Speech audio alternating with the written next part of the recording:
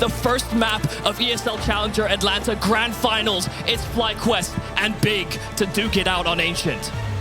It's going to be an A-side hit being planned now by the Germans. The question is, what's the defense going to be looking like? Liaz and Inns coming through in Donut will be waiting for this commitment to come forward. There's two smokes and a Molotov, one of which has already been used. Regon comes in from behind, looking to open up, but his head's been open. Liaz makes a statement in his opening duel. JDC, however, both him and Tabson will combine to take down any further resistance. FlyQuest with the numbers advantage, but Big with the bomb down. As soon as you got those two kills from Liaz, you thought that might have just been enough to actually just concede the site. But with Inns losing his life, even with the numbers disadvantage, you had to rely on something different. Crimbo with these dualies inside of the site, they run past the smoke and they run right into Crimbo's dualies. These two kills have been massive, and Alistair now quaking round that corner, doesn't have the armor to trade, and so Crimbo can clutch.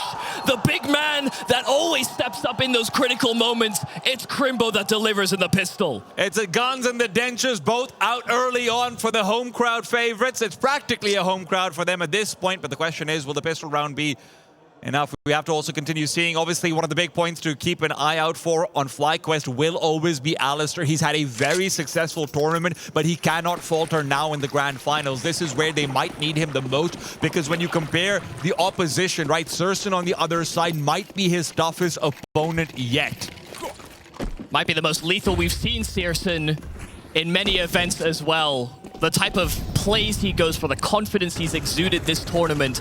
Alistair has had that much the same himself, but I think there's been, I mean, the microscope weirdly has actually been very focused on both these AWPers. Yeah. So the fact that they've been doing well at this tournament is a great sign for either squad. And it's for different reasons, right? As we watch out for Tabson, who's been taken down. Crimbo is getting plenty of chances to heat up, and he does end up being felled. And with that, FlyQuest, some great damage being dealt. I don't know if Dexter will have a chance to really save this. There is a Mac 10 of Regon that's running right after him, but even $600 more being added to the tally. This is fantastic for him. I mean, just even from the perspective of Big and saving the amount of players as they can. I mean, JDC has to be worried about even dying to the bomb at this type of HP. And even with the flash, he will fall. That's an AK into Dexter's possession. Big lose everybody, but they do convert on this secondary round. And that's going to be an AWP that can be dropped from Dexter now as well, because of the extra $1,200 in the AK that you have going forward. It should be a good start for FlyQuest, and Big will have to battle up against everything with less than what they came into this round with. Yeah, they put themselves in a really precarious spot. I mean, they're against USPs and they lose everybody for that particular round. Sure, the rounds are what matter, but you don't set yourself up well for this opening investment from FlyQuest. They actually don't veer that direction with the buy like you were talking about and getting that AWP out. It's just all rifles, but they also know Big are going to be a little light on utility. They can't have all the options as a result of that, but that's why they find themselves clustered up. Alistair's holding a very strong angle, and an early smoke will reveal it, but they're moving past it. Regon hoping to break in, but the flash from his teammate blinds him as well. Alistair not feeling too good about it, but he'll still perform. Make it 3! And while Surson searches to find his ceiling, Alistair's breaking through the roof. Fantastic work there from Alistair. It looks shaky. I mean, he got his Molotov down in time, the support flash catching him as well, and still he's able to manage out a triple. Alistair has had, honestly, at the start of almost every series, every map that we've seen from FlyQuest at this event, Alistair has always gotten to a hot start. And so maybe there was that worry, if you couldn't find kills in the opening rounds, maybe he doesn't show that same level. But, I mean, a triple kill early is a very, very promising sign. Forced buyout from Big, so it's not like FlyQuest will get to their easiest moments just yet. Backside has to be careful. If Big want to make this a cave side hit, he has absolutely no support that can come through for him. There's no aggression in mid, only Alistair there to watch out for it. Crimbo, a team kill is not great, but at least he compensates, and Inns will now be called to order. The star of FlyQuest will be delivered a quick little flurry of frags, and Backside coming in means that the only casualty for FlyQuest will be the one for Dexter. Yeah, I mean, very confident in the way that they were set up. Even with Dexter falling, Inns was... it was going to be hard to clear out his position after you just found a kill very, very nearby. But nice to see that FlyQuest had confidence in their setup, and as soon as they realized the pistols were coming up the ramp, Vexite very fleet-footed to support. And here's the good thing about Alistair coming through in this event and almost always having a good start, right? It's that Inns will seemingly always get the time to be able to ramp into a game even if he's not able to get steady-footed early on. And that might be all you need because, frankly speaking, Inns right now, unless Crimbo's able to reach the form he had 6 months ago, could be argued might be the best rifler on the server. Yeah, I mean, he could even be the best Australian that is currently in the circuit. It's the amount of output, the amount of consistency he's had, even in the turmoil and the turbulent period that FlyQuest have had. I mean, it's staggering to still be able to get those types of numbers. While Big will be featuring only a Deagle in this round, it's all about the easy cleanup. Let's not forget, Big lost this many, 4, 5, all of them, players as well, up against a buy not too different from this. That's where Alistair has to be careful. He continues to challenge, and he's going to be punished for it. Crimbo's really coming into this with the sharpness of a well-honed blade. And exactly what you wanted to see out of this particular map. If there was going to be someone to step up, Crimbo had a great performance against Tor earlier on as well. And a big reason as to why they took that map away from the Portuguese. But even with all of his kills, it doesn't result in much more than some damage to that CT economy. And look, that's the thing about Crimbo, right? With the success that he was able to find, we were starting to have the conversation that maybe Big finally have a German Xantares, right? They once upon a time had to import that skill in rifling to be able to have a chance to do things like make the Cologne finals. Yeah. They were the original Cinderellas of Cologne. And to be honest, you know, when Rigon's first joined this team, maybe you thought he was supposed to be tailored up to be that very same guy for them, but you knew it was within their ranks the whole time. Alistair, again, continuing to find success. But it's Dexter who's called to order. Quick kill found, and there's still 2 more to find. But it's Rigon who has to be careful. The flash goes too deep, but the contest from Vexite is measured. He isn't overcommitting. Rigon pushes forward, and Dexter's right there to receive. Every single one of the FlyQuest players feel like they're completely on the game. I mean, they're all on the right side of the map, too. I mean, Big have done nothing but cluster themselves up for these site attacks. Even in the early control so far, FlyQuest are reading into this more pack-based play that Big are trying to implement on the start of this T side, and it is working wonders. Even with Vexite sort of not clearing that close ramp angle, you needed Rigon to get that opening kill, but it's a current dry spell for both Searson and Rigon. Big will, I think, be forced to save in this circumstance. And the funny thing is, the narratives for both these oppers was really the opposite as we came into this event. Yes, there was a lot of spotlight on both of them, but for completely different reasons. People has finally started to clock into how Searson's form had been really stepping up, but at the same time, all you could see on Twitter, on Reddit, on even some expert opinions, oh, look at this 0.89 rating from Alistair. The starts have been very different. Yeah, they really have. And I think as well, you know, there's a lot of credit out to FlyQuest in the way that they're adapting their game around Alistair as well. Even if we're talking about, you know, his rating and his individual play. I mean, he's always been a sharp shooter for this squad, especially when it's domestic. But, you know, we've had this conversation off camera about Alistair and is enough support? Are they throwing the flashes? Are people covering angles to help him out? Hey, Alistair, you're in the crowd? Yeah, what? wait. There's 2 Alistairs? Wait, no, that would be Searson, wouldn't it? No wonder he's got 0 kills. He's in the crowd, not on the PCs. Good to see so much energy rearing out of Atlanta as well for, even if it is for Big, maybe they're not so excited just yet. But there could be signs of life at any given moment. Crimbo's already given us a glimpse of what can be. Look, if there's one thing Fallen's taught me, sometimes a quiet crowd is just as good as a loud one. The librarian's taken the custodian. Hey, that librarian's been checked out. He's retired a long time ago, even if not in Counter-Strike. He's not quite had the same performances recently, but that's where maybe there's a position to be taken. Yeah, I mean, there's a lot coming into this season when we're talking about teams developing back, whether it's been with roster moves or whether it's been, you know, coaches or just trying to add some extra inspiration to their playbook. I think that we've had a lot of talk about mentality coming into this event from many different teams. And so, you know, when you find yourself at getting that opening round, the second as well, can Big actually mentally reset when they get themselves into guns? Can we get Searson and get Rigon to find some kills. Even with the hero AK, Searson just gets annihilated by Dexter, and he wasn't done just yet. He just keeps on laying the hurt on these two players, yet to find a frag. His form was never questioned. Dexter's ability to shoot heads, be it on Greyhound, on Mousesports, or on FlyQuest, has been very clear-cut. And right now, Alistair, who lies in wait, the flash will force him off, but he's not lost his life for it. Two of those AKs still taken forward, but what will Big find with it? Look at the money on the CT side. It is truly starting to rack up. And another one of these clean rounds is going to be maybe a bit too much. Big need to figure something out. And just in case you've forgotten, because maybe you were watching, oh, hold it.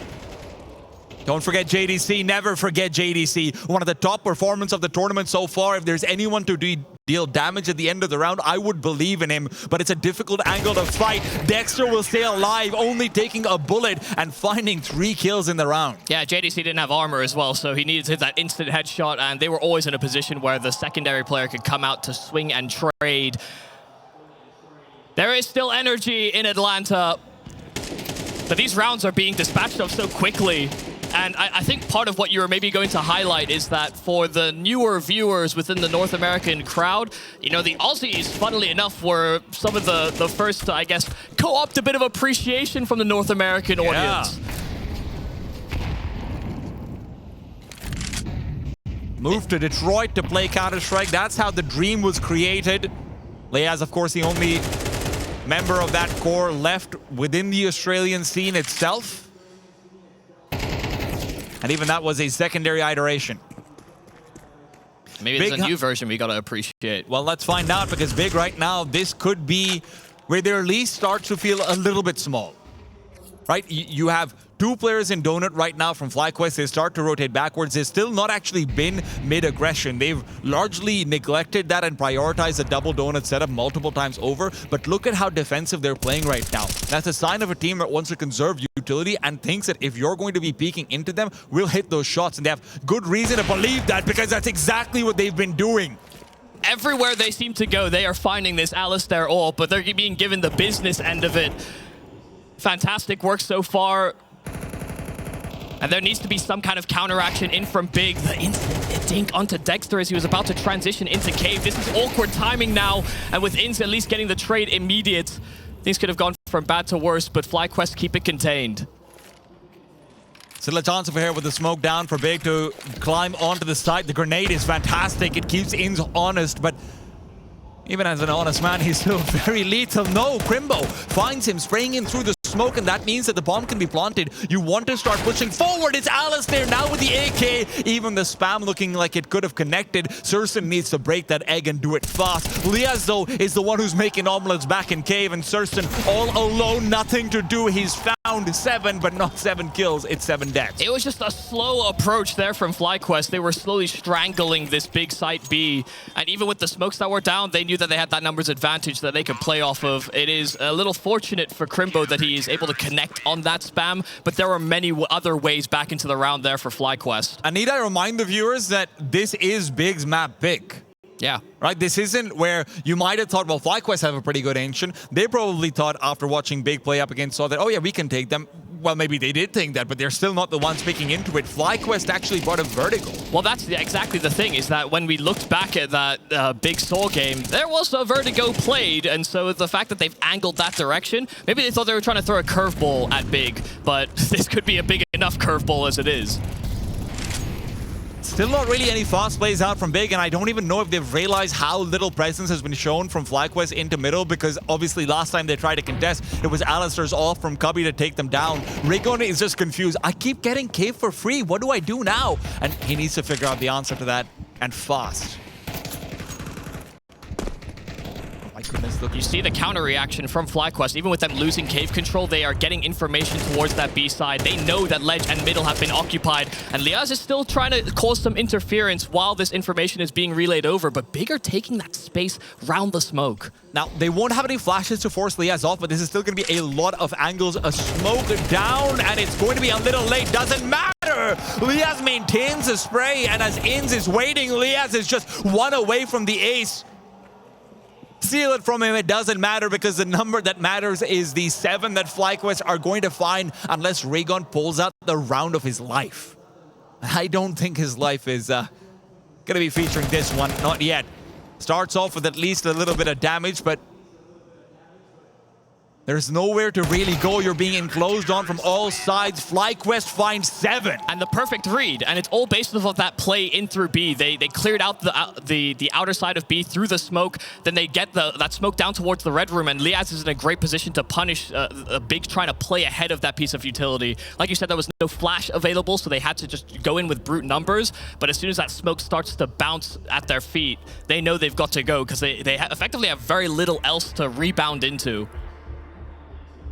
The reactions, the reads, the shots being hit by FlyQuest right now, you would really think that, you know, coming into this event, we would have painted them as these massive favorites. They don't seem that challenged by Big. Yeah. I mean, we've not even necessarily needed Inns to even show up that much. His numbers are low, but that's because every time they try to go to the B bomb site and he's been there, Dexter just gets the kills first. Well, the thing about Inns is that he's like a hyper-mobile player, and so because of his ability to just find kills, if he's not having to rotate and then, you know, get trades or fight back into bomb sites, then yeah, his numbers will be low, but he's always another threat that Big will have to consider, even if they get close to a site. Inns turns around, he's got one, he's got two, punished, yes, but Raygon will fall. Liaz, head on a swivel.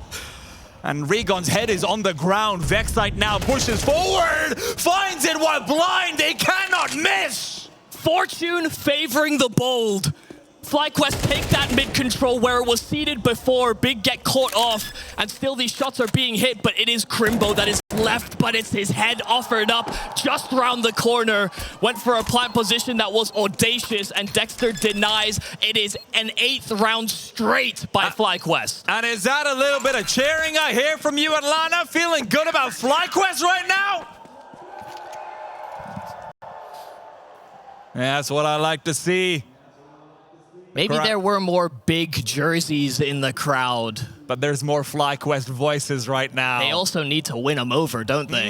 And right now, Big feels like they've lost not just the rounds in the server, but the hearts in the crowd. 8 in a row now. The only 2 rounds that Big have collected are pistols. And let's not pretend like any of these rounds really felt close either, right? They're losing in ways that you feel like everyone could be alive. Hell, even the pistol, Crimbo 1 versus 3, secondary round, they win it, but they have 0 survivors versus USPs.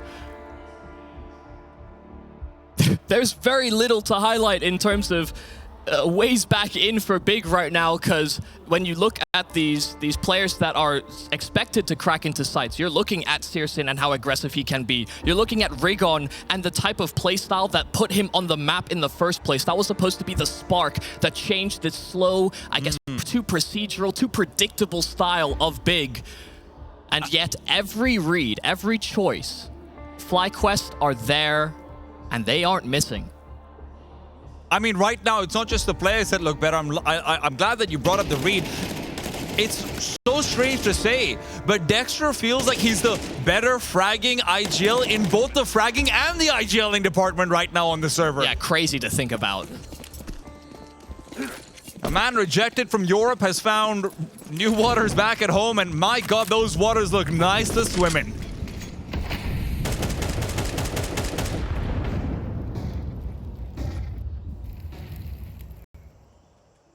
This time mid-control will be taken, and once again FlyQuest play this more defensive set of positions, but that's because when they've been offered these fights, they have been winning them. It is on Big to drive initiative. They have to set intention. But because of the variety of the setups for FlyQuest, it's still a very cautious approach from Big. I love what Vexite's been doing as well, by the way, because this isn't what I attribute to him, but maybe more on that later on. Dexter's back to Red Room, and this is where Liaz was the one to find success before. Maybe Dexter can do the same, feeling confident in the recontest, but Big are terrified, and for good reason.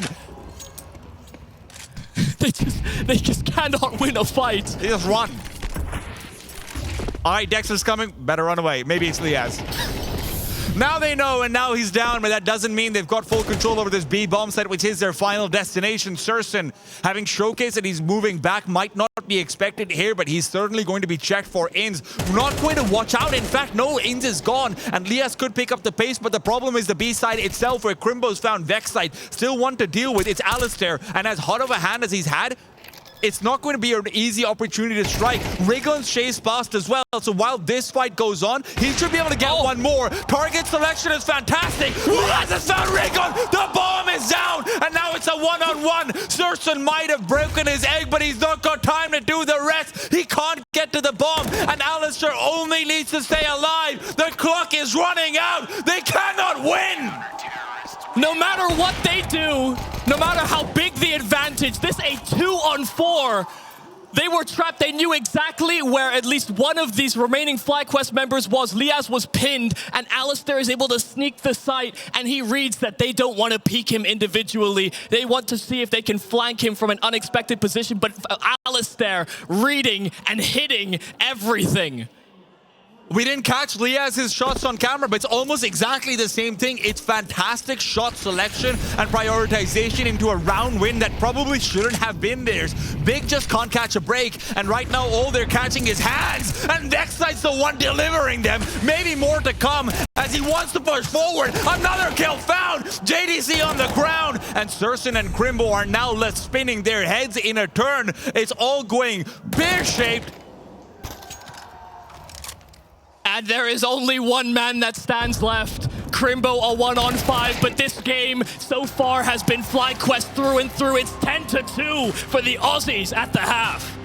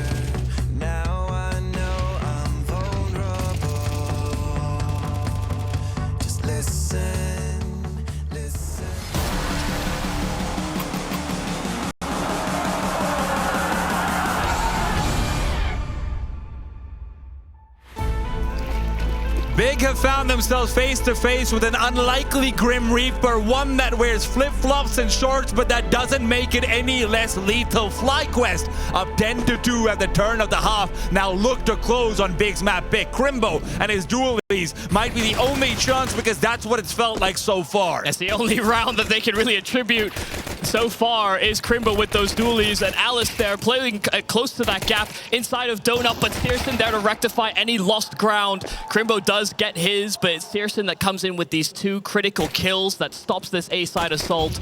Dexter, last man standing, but far from out of the round. Doesn't have armor, but is able to find the first. Two more players around the corner, and Crimbo will put him to rest. It is a second pistol won by Big here on Ancient. It was necessary, it was mandatory to even think for a second that they can mount a comeback. But right now, it's not about the comeback at all. Honestly, it is literally just about, can we find some confidence? And then we think about everything else later. Those 3 minutes to stew had to have this conversation in them. Guys, round by round by round. And FlyQuest know that too. FlyQuest are going to call the eco. They're not going to push the envelope. They want to play it safe and pull out their rifles when they have. I think what's staggering is that, you know, you reflect on that Big Soul game. It's not like they had a massive CT side. It was actually on their T side that they did the most work. So for them to have been shut down so effectively on that side of the map, they are going to have to express and show a new level, as well as that ability to reset. But it's Crimbo against Ecos, and he will have every single one. The only consistent piece so far from Big just keeps on shooting well.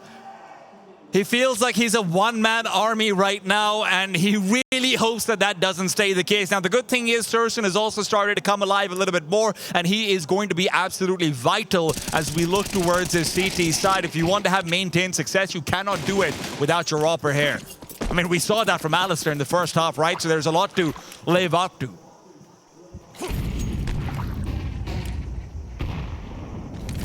Somehow, Crimbo needs to channel his success into his teammates as well. CT side, very much a team effort, but Rigon is dealt with. Spam through a smoke, and Tabson will try a desperate move, and he'll succeed. The flash play didn't really catch effect sight fully, but around that smoke and the hypermobility of the SMG will. Still is a lot of pressure being applied over towards B lane. It's not as though FlyQuest can make any reads off of this decision. It's just ceded territory that they'll have to threaten later on. But the bomb is headed back towards the B bomb site. Inns has already cleared out a pathway. The problem is getting the rest of your players there, because if JDC can find Alistair and if Dexter isn't able to at least get one before what seems like an inevitable demise, it's going to be a 4 versus 2. Yeah, well, this is the thing. The Taps and the rest of Big don't really seem convinced. I mean, they had fully rotated away players from that A side, and so now that Dexter has found a timing through B, now they know that there should be some pressure applied back into this site. That's why Inns was holding position for so damn long, but there's Crimbo, another critical kill. JDC, the flank, it will catch out Alistair. Bomb spotted as well. He'll double up onto Liaz, all the same. FlyQuest, they stayed static, they stayed stoic. They waited for Big to make a mistake by rotating away, but those kills are just so damn crucial. And it's from the people that you would typically expect from Big. In their turbulence, it was always JDC, Crimbo that came in. Even with Raygon dying at the very start of the round, Big had reactions. I mean, Alistair and Inns were watching for those exact peaks, right? But Big, we have to remember, no matter what happens, this is an incredibly skilled lineup. This is, without a doubt, the most skilled lineup that the German team might have ever put together. And that's when we're talking about Xantares as well on the roster. Communication is more free-flowing. The options available to them as well in these aggressive maneuvers, how the way that they can take over rounds actually seems that much more assertive. And look, where we've given Saul a lot of credit for Muters being the kind of veteran player who knows how to get aggressive when the rest of his team isn't able to do too much, when he knows that his younger players aren't having a great time, Tabson is no different, right? You saw that flashbang play coming out with the MP9. He doesn't follow it up by becoming defensive. He follows it up with another flashbang forward. He follows it up by pushing one more time. Yeah. doesn't find the kill, but at the end of the day, the extra ground works out for them later on. That's one of the reasons why JDC felt so comfortable actually pushing in to get that flank out. Some promising signs for Big at the start of this CT half. A pistol, the conversion, and then, as well, a gun round. I didn't even really clock that that was their first gun round win. It's not been the easiest of roads, but listen, if you can get past this buy over here, you're up to 6. You maybe start to remember that only a couple of hours ago, FlyQuest against Wildcard on Nuke also had a very impressive start that ended up being a very close map nonetheless. Yeah. And to be honest, after watching Saw make a comeback in the games yesterday, I'm not willing to call it quits until FlyQuest start to find a vulnerability. It'll also be a little bit more difficult maybe to get Alistair engaged on this T side. He's hitting so much with that AWP. There is a clear-cut pathway through the middle of the map. FlyQuest have found this tunnel. Now listen, it does have bodyguards, it does have safekeepers, but it is a path nonetheless. The smoke will be blooming, the timing is good. They're going to start moving forward, and JDC might be able to spot out one, but he wants to push the smoke. Is anyone going to be watching for this? Inns is. He's got the deagle, close range. If JDC pushes, it should be easy. No, missed chance and missed opportunity might be the missed round. Dexter and Vexite do frag in, but Sursen's there to put a seal on it. That gets scary. Yeah, I mean, that's the type of shot that you'd exactly expect Inns to hit as well. If JDC doesn't overpower, it's very difficult for these A-side players to feel like they've got any support coming. They might feel like they're emboldened to have to take fights as well. But given that there was that pressure applied, suddenly you have this sandwich of Big. The FlyQuest members were kind of stuck transitioning from spawn to that A bomb site. So, I mean, also a great call from JDC to know that he kind of has to make that play, otherwise these players are stuck on an island.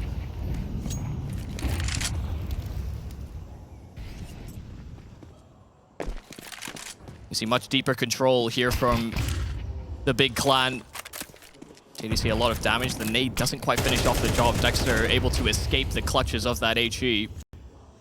But they have an AWP in Alistair. Searson also able to equip one himself. A miss in from the German AWPer. And then Molotov. Alistair also having a chance at it. Consider them warning shots for either side. Warnings clearly received. They've backed off from the A side. Okay. Almost entirely. No trespassing here? Okay, fair enough. Now look, repositioning back towards B, you do have a lot of utility to take the side. You've got 3 smokes, 2 Molotovs, a couple of flashbangs. So this is a very strong execute that can potentially still be set up by FlyQuest. The Tapson has a smoke as well, so it might just come down to timing on when he gets that deployed. It will be very awkward. It will buy even more and more time for Big to stall. FlyQuest aren't going to feel comfortable jumping through that piece of util, even with the confidence knowing that they have flashes available.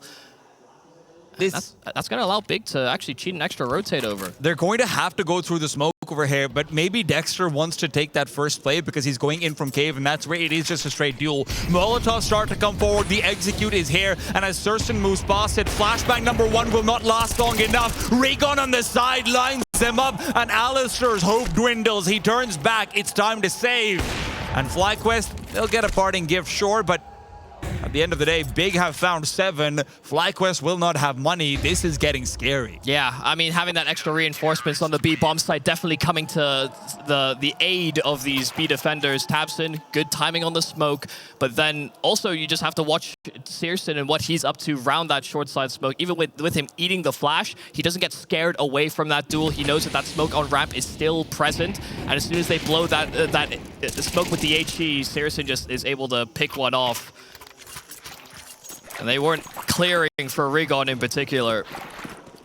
And I know I said in the beginning that Alistair's good form always means that Inns has a time to warm up and show off his skills by the end of the map, almost no matter what it feels like. But right now, it's getting to the point where you need him. Alistair will continue to be proactive. He will continue to look and hunt. And look, there might be a kill found, but Rigon's not peeking without a flashbang. Crimbo, perfectly assisted, and Vexite now looks to recover an AWP from the ground, which he will. But will he find anything with it? Aggression from Rigon might make this a quick turnaround. Liaz had a chance, but does end up finishing the kill. Does he expect the second? Yes, he does. Crimbo's earlier flash reveals intentions. But all in the meanwhile, they've lost their leader, and Sursen has lost what Inns is up to. That could be a weird timing here. They're starting to switch responsibilities, but the AK of Crimbo will connect. Searson may have even realized that that was a possibility, and being up close like that may not have been conducive to getting the kill. Crimbo even continuing that pressure, but he goes maybe a step too far. That's a rifle that is then now taken away. But inside of A main does JDC sit, and this is completely unexpected. Vexlight may turn, but yeah, needed to find a kill somehow onto JDC, but John DeCastro don't make mistakes like that. Big looking good right now, Atlanta. But the problem over here is that Inns is not. He's had multiple chances now with that deagle to be able to find a critical kill. And look, I know these are half-by rounds, but you see the opportunities that are there to prevail. Like, it's not like Big are playing these perfectly. Yeah, they're not always having the immediate forecast on where these FlyQuest members are, and it is adaptations, and to be honest, it's again this just nice sharp shooting as well on sometimes immediate reactions or instinct, good flash timing, and this time they try and crunch towards middle, but Big stand tall. That was it. This was the round. This was the round which Big are relying on to make this even. And not a single player lost so far, and I don't think that'll change. They know where Alistair is. John DeCastro in front of him, and boy, has he been dangerous in this second half. FlyQuest surrounded on all sides, losing the early duels, losing the late duels, losing every duel, losing every round in this half. And it seems very reminiscent of how that first half played out, but the nameplates were on the other side of the server. And I don't think we're getting the same level of consistency, whether it was Alistair continuously finding openers on his AWP. It's not like the rounds are exploding in the same ways as they were for Big on their T side, but the problem remains the same. You need rounds, and with FlyQuest knowing that they were already so close to maybe even closing this map, did they get complacent waiting those 3 minutes coming into this half? Did they think that the job had already been completed? It's easy to cool down when you're heating up so much. Urkos having some words with the team right now, and if there's any point where a tactical timeout and some sage wisdom from the Mongolian coach is going to be required, it is honestly now, because I'll be straight with you, I don't feel like Dexter's been calling a bad game on this T side. He's definitely helped his team find some good moments, but at the end of the day, shooter's gotta shoot. Yeah, and I think as well, Big are doing a really good job of enabling all these plays with flashbangs, but even with them getting out towards middle, Inns is felled by the Searson AWP, and while Searson takes a dink right back, he is still alive and kicking, still fighting with this AWP up close and personal, but there's Crimbo to provide a bit more personnel inside of Donut. Alistair's been given space to create a little hobbit hole for himself, but Rigon is very much waiting now. The bomb has access to B. Never forget that. Tabson has pushed all the way forward, and right now, FlyQuest, the problem is they don't really care about the money. So Alistair, he's hoping to find a timing, and he has! But he won't find the kill! Alistair's been having a hot hand all game long, but maybe this is where it will fail him. Dexter and Liaz without any guns to recover, without any ground to gain. Dexter will peek out, but there's 3 players. He lines them up, finds 2, and Liaz now flanked by Thompson. Gets it done. JDC is low. Liaz takes it away. The 2 versus 4. How have they managed it again? This time it's Dexter and Liaz, previously Alistair, but this is a round where they come in with pistols. I thought Dexter would get overwhelmed, swarm, but they line up for that Tech 9 at distance. And no buy is safe, no buy is sacred. They know that these are the types of rounds they cannot afford to lose when they just had so much success already on this defense. They fall to pistols. And it felt like this would be the kind of buy to catch them off. It felt like FlyQuest was always an inch away from getting a crucial kill or 2. But this was a 2v4. This is the one that Big knew they had in their hand. Their second 2v4 they've lost. That is disastrous. Liaz featuring in both of them. But now the question is, can Big stabilize? Can Big make sure that they're still fighting back? The incendiary is well timed and FlyQuest will respect it, but it's Alistair who has the pressure on him. He's missed again, and now the repeat forward, the shadow spotted. He's feeling the nerves, but maybe Crimbo is as well. A labored spray in with a USP out. It's Surson to trade. JDC down, Surson still alive, and it's a flashbang to delay, but these players have the ability to back off if they want to. FlyQuest have that space in the map. Yeah, Dexter was making sure that they couldn't get flanked that entire time as well, so that option to fall back was always present. I think there are shakes on both sides of the server. I think FlyQuest know they've got this opportunity to overturn that momentum that Big had been building. And Big know that they could just fall victim to these massive fumbles. I love the repositioning from Surson out back to mid, just cordoning off one of the avenues of attack, but Tapson is double guessing. Tapson is double jigging. Yeah, they're full spread. And they have a smoke for this angle. But there will be no support. It's not as though Rigon has teammates that are coming or are en route. Sure, Tapson will start to make his move. A smoke down. That Rigon blows open and they peek late off of it. Dexter finding that entry and taking control of B. Tapson does skirt on by that initial sightline, but he challenges back into the AWP of Alistair, and this time he will not miss. Searson would do well to save his AWP, but they will be able to afford a buy in that following round, and they know that they need every single piece of the puzzle. Yeah, Searson maybe hung around a little too long to maybe guarantee that exit, but it's not as though FlyQuest are going to let him save this for free. Interesting pathing coming out from Dexter, and Surson might end up leaning into it. This is a critical shot to hit. If he lands it, then he lives. And it feels like that will be the verdict, but the verdict for Big Clan, I mean, Crimbo, unfortunately, he's had an incredible game, but it felt like he was set up for two over there, and unfortunately just couldn't get the first cleanly enough. FlyQuest, again, Dexter's been calling a fantastic game, and this is exactly what you like to see. Like you said, he makes that adjustment, makes sure that there can't be anyone pushing in from behind, and he remodels the entire game plan. Yeah, I think that entire A-side hit was actually just predicated on them getting two entries. As soon as it sort of ground down to a hole, it came down to this 3-on-3. You know, Alistair had chances to get a clean kill, and they could have maybe scaled with it, but always keeping an option open. Dexter, yeah, as a lurker in this type of instance, but the versatility to close the round. 3 rounds straight now needed here from Big. This game has been streaky, but FlyQuest, maybe they've unlocked that extra layer that they need to convert. Liaz able to get one inside of middle, but it's a back and forth trade, one that Big will come out the better end of. And now that those smokes are down, once again, FlyQuest pump the brakes and maybe start to explore other areas of the map. Vexite probing in from ramp, and Rigon re-challenging in a one-on-one. There's still another player close enough by, but Tapson will not want to take that duel head first. Vexite's so snappy right now. And for Big Clan, you can bring the home crowd to America, but you can't make them shoot for you. JDC is going to have to do that himself. Surson's still far off. And FlyQuest, they're making Big think. They're making Big sweat. They don't know where the destination is going to be. Alistair watches out, waits for any sort of aggression from Big. And as there's a Molotov on the side of JDC, as Alistair continues to be outpost, it's the bomb plant that might be the key to start moving out. But Alistair is planted safe. And he knows where they're coming from, but knowledge is not power, not right now. Vexite needs a full quad if he wants to win it. And being smoked off isn't a great start to this one. Bomb spotted in for the spam, but he doesn't have the lineup right now. Now he will, but he just can't get it done. JDC sticking. He's low. Vexite won't get it. And Big will win the round by the skin of their teeth. They survive.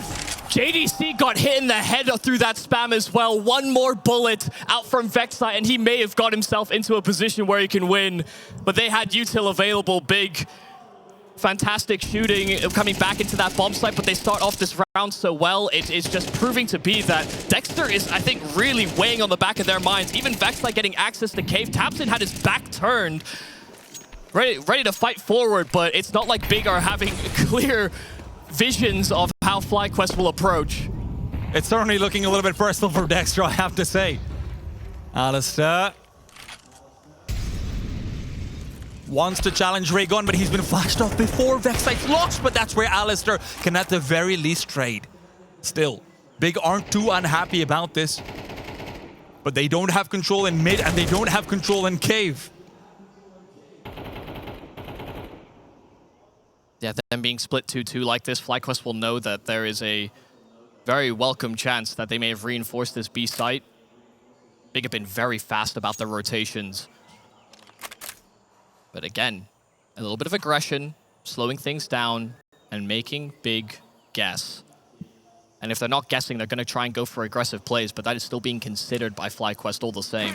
And this is exactly what Inz was talking about in the interview too.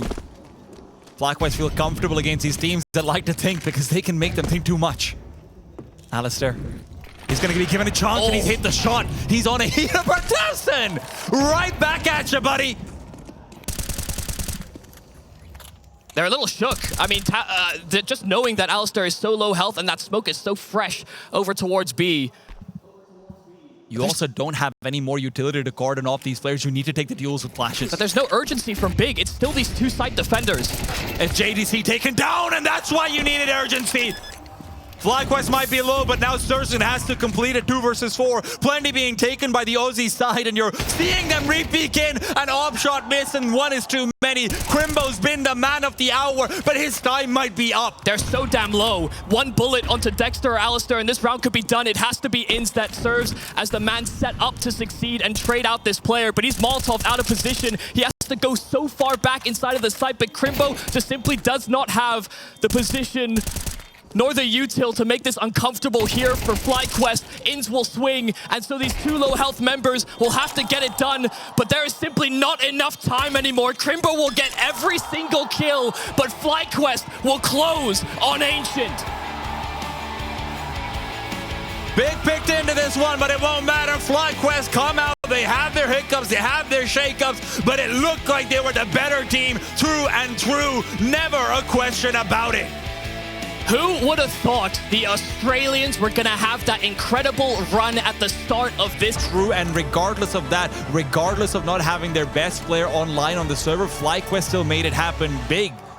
We'll be hoping and praying that he doesn't wake up. Yeah, I mean, there was very slow starts as well from Searson and Rigon throughout that entire Ancient, so you're really having to put your attention on them. FlyQuest already missing some util just as they're setting up for an A-side assault. It's gone off of the map, and Rigon will be happy to capitalize.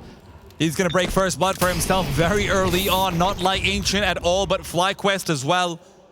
A small mistake will not be making them crumble, at least let's hope not. Yeah, well, not exactly a small mistake. They needed that smoke to actually bridge the gap between the ramp and the site, so a pretty costly one here for FlyQuest, and it is only getting worse. Rigon starting to feel himself at the start of this Vertigo. Some nice clean headshots in the pistol. It's isolated players right now, Dexter and Inz, who want to make something happen, but Dexter only has one to deal with. Crimbo's gone, and Thurston as well. Back to a 2-on-2. FlyQuest have already won 2 versus 4s. Could this be number 3? With time, they have a chance to rotate as well. That would have been a talk from Big during that little break between the maps about how on earth do they keep on losing these rounds, and thankfully Rigon is having a round himself, but it is not without its threat still. They are heavily separated here on the side of Big, and so Dexter, if he finds this isolated fight, he could get another 1v1. It's all on timing here for Tabston. Does Dexter even believe it? Tabston missing his first few, so he gave Dexter a shot, but no problems here for Big. They do close the pistol. A little bit of a reminder as well about what they were talked to about in the break, I'm sure, but it's good to see that Rigon has come alive early on. As much as we did consider him a bit of an Ancient specialist on the old lineup that he was in, Bad News Eagles also feature some great performances from him on Vertigo. So to see him alive this early on, it's great to see. It's also a map where you are expecting Rigon to play with a bit of bravado. Cannot be scared of taking these fights against the Aussies, even if they were humbled on that first map in the series. Rigon trying to take those challenges, but he knows that a full set of Glocks is coming his way. So far, so good. It is between Searson and Rigon that they sweep up all the attack on A.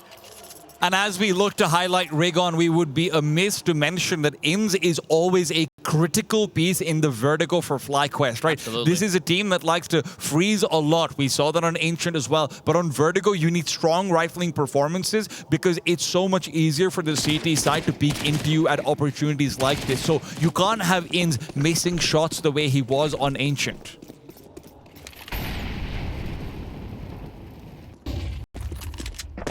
Oh my goodness, this is very aggressive. And that lurk smoke thrown by FlyQuest will segment the defense here from Big. Up close is Searson, and they're overwhelmed. Both Searson and Rigon dealt with, but nearby is tabseN to alleviate that strain. They are still down that extra man, but Big keep a handle on that ramp aggression. Dexter serves up the flash for 2. He's one of the ones at the dining table, happy to find the kill regardless. And now, as they've rotated back to the B bomb site, Crimbo, the man of the previous hour, is hoping that his time will come one more time as well. Now it's going to be a difficult spot when he can't get the first kill. Vexite brought low, but not brought down.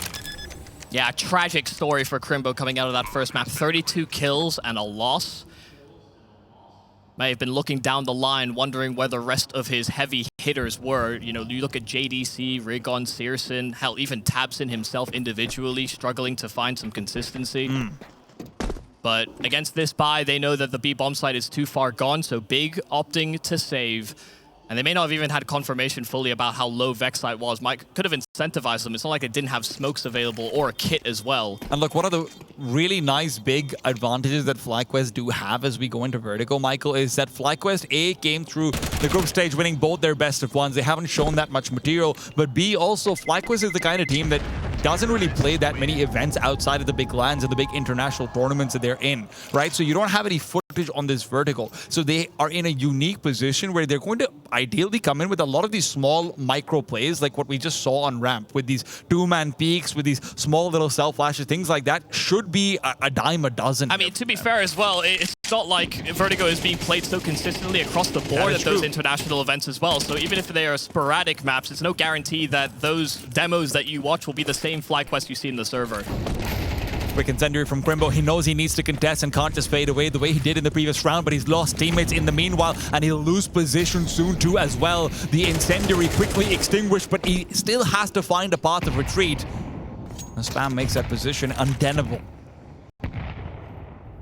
Able to get that away from a retrievable position as well, so no chances of holding on to that. Big losing another member in Rigon at A, and so they've lost 2 members on different portions of the map. This may be another position where Rigon losing out so quickly on A, Big could look to cluster themselves up in a 3-on-5 and maybe have a quick out for a save, but no, Crimbo stood his ground on B, and so he'll lose his life.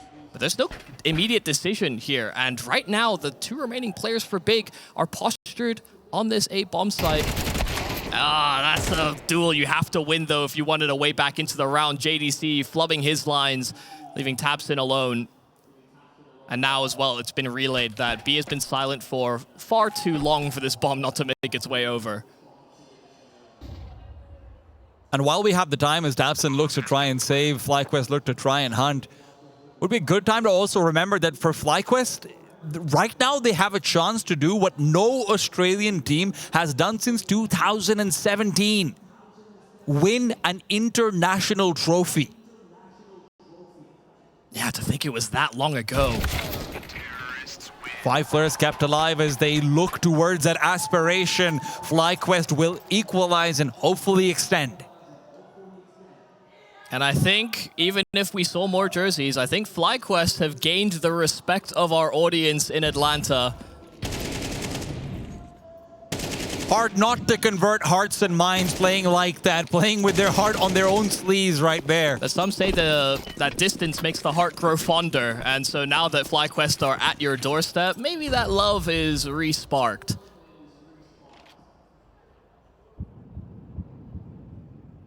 Crimbo's got the solitary rifle over here. And with the boost up, a play could certainly be made, but FlyQuest are going to be completely abandoning any sort of early presence on that A site. Lias has already found JDC, and Vexite has been known to go for individual plays, but he's just not revealing. He's not going forward. Crimbo is being teased right now. This is exactly what you want, though, if you're Big. I mean, Crimbo was such a force to be reckoned with on Ancient. To give him this rifle and get him on the board, get him registered here on Vertigo. Sometimes it is as simple as just getting past that initial hurdle. That's what it felt like for Rigon and Surson too, right? In the previous map, it just took them so long to get there, but once they were in the server, they were pretty relevant pieces. Yeah. Crimbo, that'll be his shot, but he slipped and slid, and that can sometimes be worse than not. Still time on the clock, and Vexite needs to try and clear this out. There's a player. It's Tabson back on the B-bomb site. Liaz has got out his own teammate, but the trade is good regardless, and Rigon's USP will find damage, not kills. Being cordoned off by the AWP, has got support on his side, but that support is yet to commit. Rigon forced back as he dances in default. This is getting to be a very slow round, and with an M4 still in play, things could get tenuous. 20 seconds on the clock. FlyQuest have to be careful not to fall the way they came. Vexite now rotating across the map, starting things strong. It's only Crimbo left, and with 3 players being low, it's certainly reminiscent of that round in Ancient, but can he get it done? Will he even attempt it? I think Crimbo would actually quite like to save, but he also doesn't want to make too many audibles or get caught in transition. With everybody just so low health, you'd hope he could finish off a few of these kills and actually stress out the economy of FlyQuest, but not looking likely. They don't give him much. Fresh smoke that's down. And it's not as if there's a kid around. Crimbo still lingering nearby towards this B-bomb site. But as he came into this round with hopes of getting a cheeky kill, he still ends up empty-handed. FlyQuest keeping 4 alive and registering their 3rd on this attack. And Big fell into this trap before. Win the pistol, win the conversion, and then we had this 10-round streak from FlyQuest.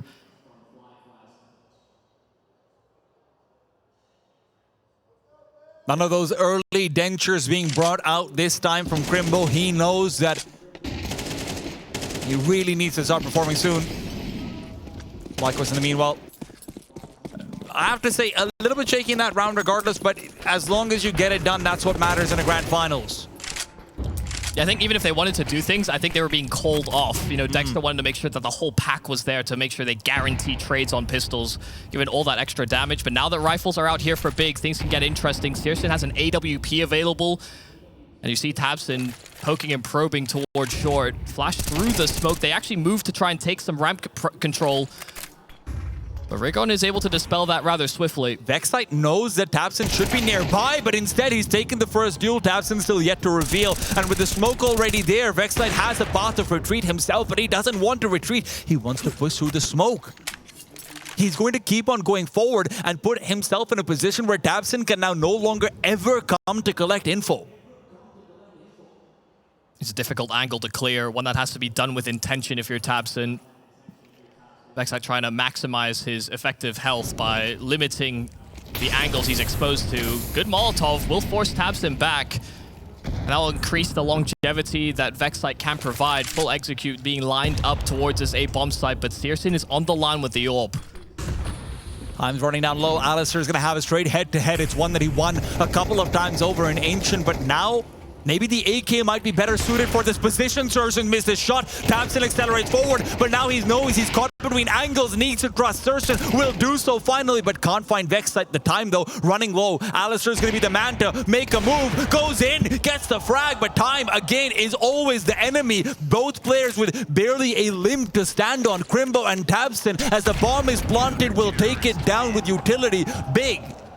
Stay relevant. Yeah, and being able to have, again, this extra man that's rotated in, even with them losing out on Rigon on that A-bomb site, as soon as they started to see the posturing from FlyQuest, the utility that was starting to send out, they just kept bounding between different positions. That ramp progress that was trying to come up and challenge Searson on that AWP, suddenly you have to deal with this close-range angle as well. JDC got involved.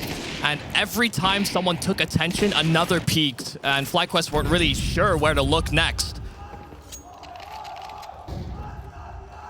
It's not a conventional crossfire, but one that is sort of darted with misdirection from Big.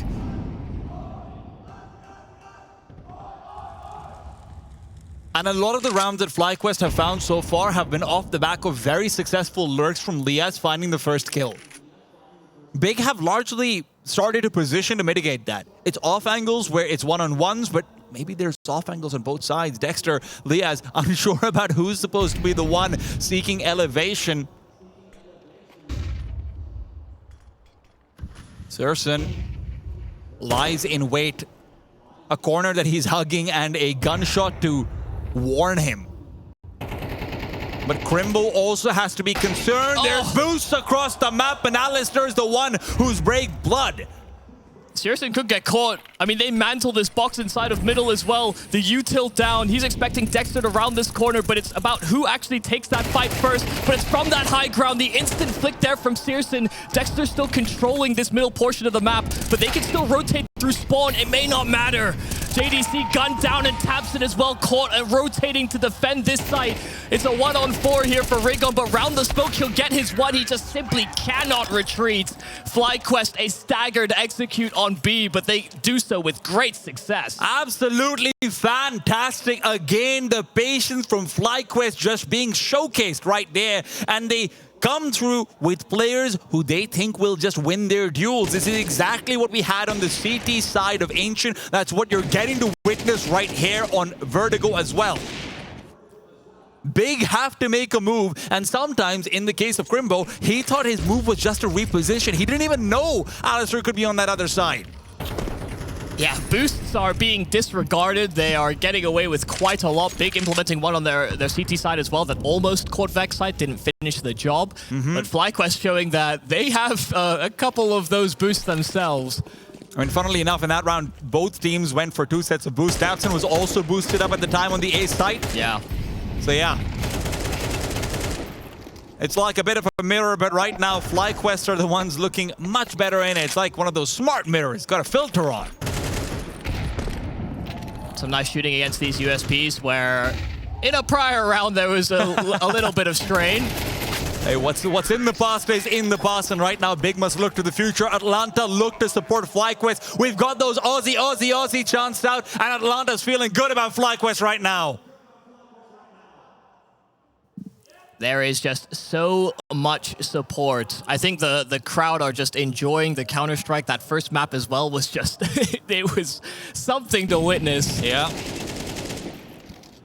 But you need a little bit of a resurgence out of Big for this second map to deliver in much the same way. There's conversations coming into Vertigo. It looked like Big may have started on the right foot, but it's only feet that are actually shown there for Sirson, but unable to connect. Dabson's been tagged down low as well. He's been so important at being able to maintain it. What? Rigon jump spots there. Alistair's been on a heater this entire series, and right now he might have even spotted out the player on the cross. He has! Dabson! Night-night! Alistair is exactly the Reaper that FlyQuest needed. It only shows when you are nearing your end. Big is still, this map is still so early, but Alistair just keeps on taking them down. You are not getting past the AWP of FlyQuest, the AWP of the Aussies.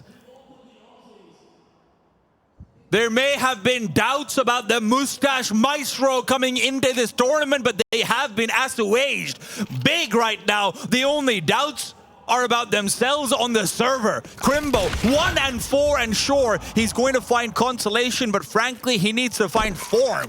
Alistair wanted to complete it. He wanted every single kill. They waited the plant. They want this gun out of Crimbo's hands. They gave Alistair his first swing at it, but you can see the pack is closely approaching. Crimbo has to do well to dispel these ensuing T's, but he's getting crunched from all sides. They just completely vacated the site to take out this M4.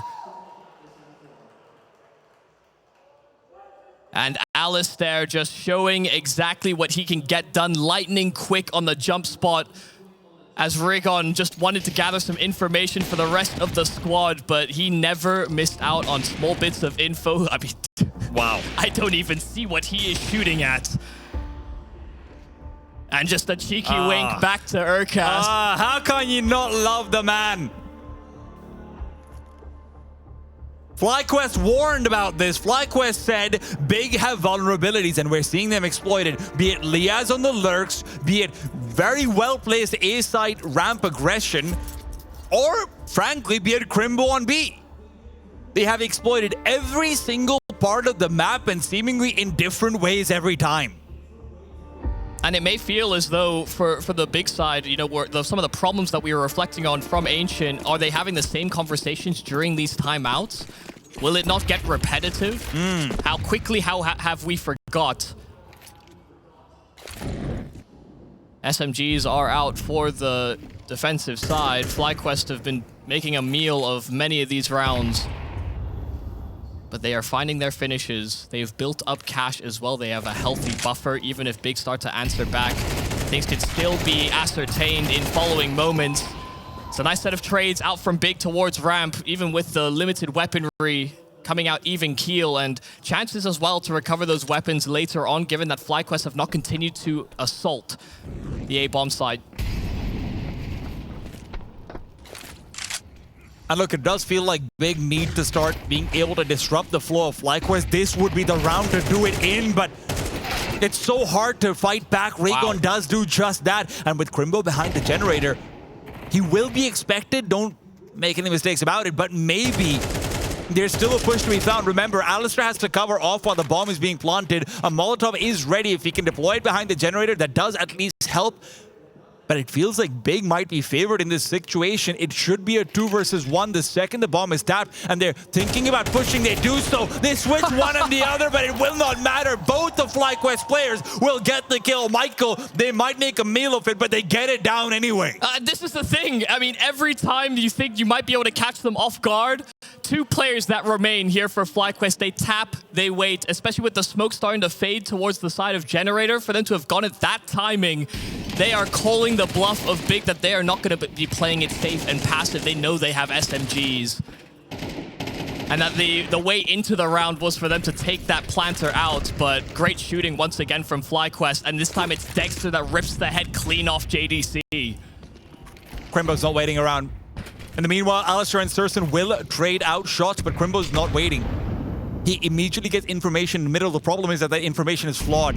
And now he has half of the map, it feels like, to cover up. That's why Tabson's rotated over. Great kill from Surson. Putting down Dexter is critical, but Vexite's looking to respond, and Rigo turns away. He got worried for a second, but still stabilizes. Weirdly, that little indecision for Rigon actually might have saved his life. I mean, Vexite was very honed in on that angle, and with Rigon being a little wider than expected, yeah, it does find that advantage back for Big, but there's still a lot of utility available here for FlyQuest to actually breach the site. Are they boosting up to try and find out if there's anyone in elevator? Oh, Raygon's moved away, so he won't be at risk, but also how long are they going to hold it? If there's one thing FlyQuest has shown us, they are very willing to keep an angle in their possession forever.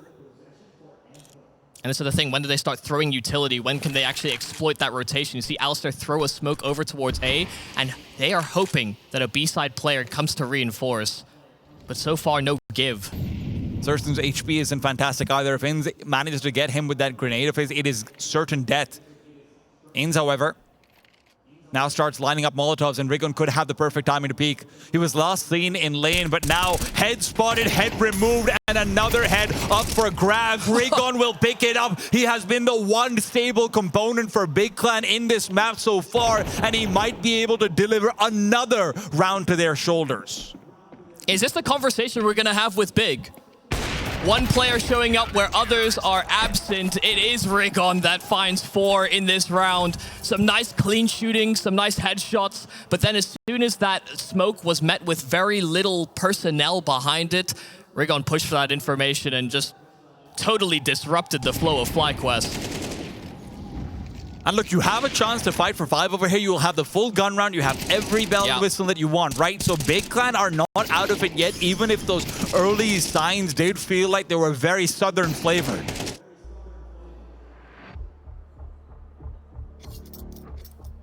And now maybe a pocket call being given over to the in-game leader of FlyQuest. I mean, Dexter, to be honest, I mean, he came into this team expected to elevate this squad instantly. You immediately thought the European experience, all the development that he did with differing players and systems, that was going to be what FlyQuest needed, and then they had a very poor opening RMR. That major circuit has been dominated by this core of Aussies for several years, and then they don't make it. But after some time in the lab, FlyQuest have shown us some beautiful decisions, some beautiful calls, and especially when they're allowed to slow things down as they have, you can tell just how uncomfortable Big are in so many different moments. But that time might have been spent in the lab. That doesn't mean the test tubes have quite come through with the results we want yet. There's still Counter-Strike to be played, and this round is going to be a heavy component of it. Looks like Crimbo might even want some aggression to come through. JDC is here to enable it. They've left mid open on the big side. And with how defensively they're holding, I think they were expecting Big to actually maybe get aggressive in this final round of the half. And if there's one thing Big haven't been doing, it is aggression. Beyond when they have MP9s or anything like it, Alistair, a chance, a rare miss, at least in this finals, it feels like. JDC chases past, clears it out, taking a risk, but Sursen's done the same, and Sursen has not panned out. Crimbo, in the meanwhile, a position he's taken up before, he was forced off of it. What? And now with the damage, Inns will not get the kill. Oh, he spots him, he rounds the corner, but JDC is the one to save the day. Even so, the day is long, and Rigon is the only one who can stop this sun from setting. 30 seconds and his head's on the ground. He needed a kill, he needed it desperately, but JDC is coming with 2, and they cannot allow that plant. Crimbo is so damn low. He switched out to that AWP, but JDC looking to deliver the goods. It's 4 from him. And Vexite cold to clutch. But while the high is covered, the low is also occupied. Big will find 5 as they look to answer back on this Vertigo. The grand finals on the line for the Germans.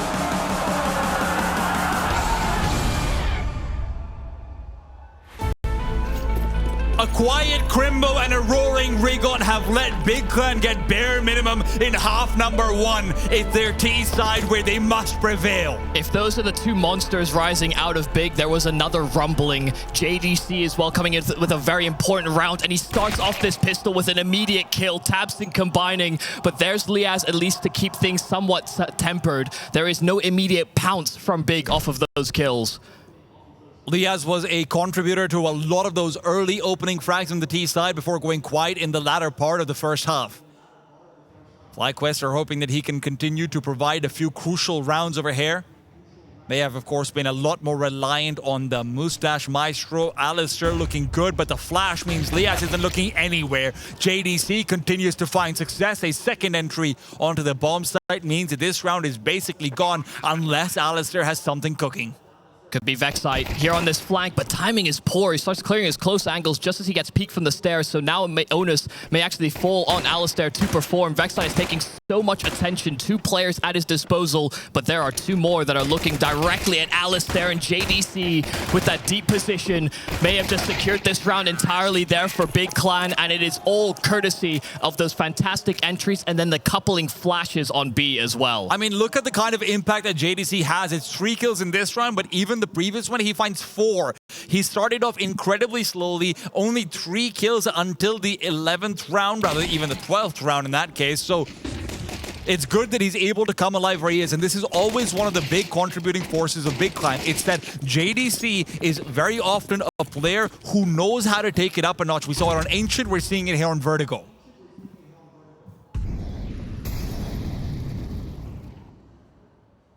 Once upon a time, maybe not thought of as a star-level player on Mouse. And then he goes down a rung, plays in the tier 2, starts to find his confidence, his form, and he has become a different kind of beast. It's a one-on-one fight there with searsaN on A with an SMG, and that's never that fun. JDC holding on to the other extremity, and given that searsaN was pretty uncontested, it is a pretty stable path for this bomb to transition back into that A bomb site. Even with it going a little bit of a curious route, tabseN had it as he was the middleman in this round. Yeah, the rest of the FlyQuest side are just going to look to save and take these weapons forward into the next one. Big. This is the stage where they take a breather, they look back at the resources that they've got activating for them, and they adjust. This is the thing that I love about the German side. They are used to having different players who can step up and then molding the game plan around them. Their strat book is deep enough that tabseN is good at recognizing, okay, Raygon's doing well, okay, JDC feels like he's going to start up being on a heater. If there's one guy who I trust to be able to use his players according to their form, it might be tabseN, but right now, a form that is unquestionable is Alistair. Loses the Galil, and that will be a piece that they would have liked to have in the next round. Yeah, it's funny because all the experience on players and in-game leaders, especially one like an X-star in tabseN, would be very quick to recognize if your star is having some problems, then rejig the system slightly to accommodate. And we know that one half to the next, it is not always going to be the same old story. Big have got there too to equalize into a 7-7 scoreline, and this was a round that FlyQuest weren't expected to win. Them going in with the force buy in the prior round. And so it will all, again, be about damage mitigation. They don't want the same problem that they had on Ancient, where, you know, win versus the eco, but then lose so many members. Same could be applied to the force buy. Building an economy and a buffer actually benefited FlyQuest quite substantially on that T side all the same. So Big will see the advantages.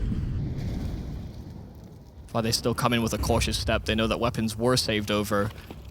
And they could be in a number of tricky positions. This boost for Dexter is nice, but it is something that Big themselves were doing on CT, so it's fresh in their minds. And there will be limited resistance here from FlyQuest in defense of A. And this is what you want to see out of Rigon. Giving it past smokes, finding the entry, creating space and opportunities for the rest of his squad to thrive.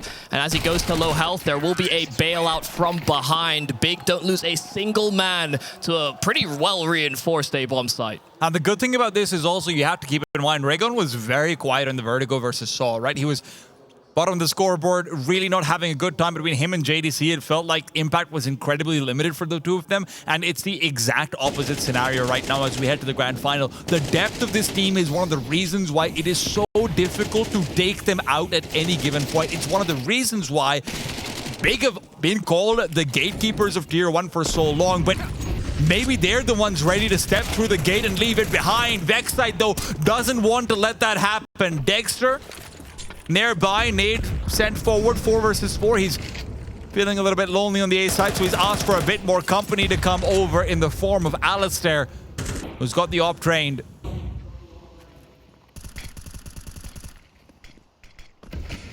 Could come down to timing. A very familiar setup. Big running this themselves and stopping FlyQuest from getting much space on that first half. Dexter has to find the right time to swing. It could still be held out for by a number of players to Big, but as soon as they cross to the sandbags as well, his position is vulnerable, and this is maybe the problem tabseN dealt with, and Dexter doubling up from the catwalk.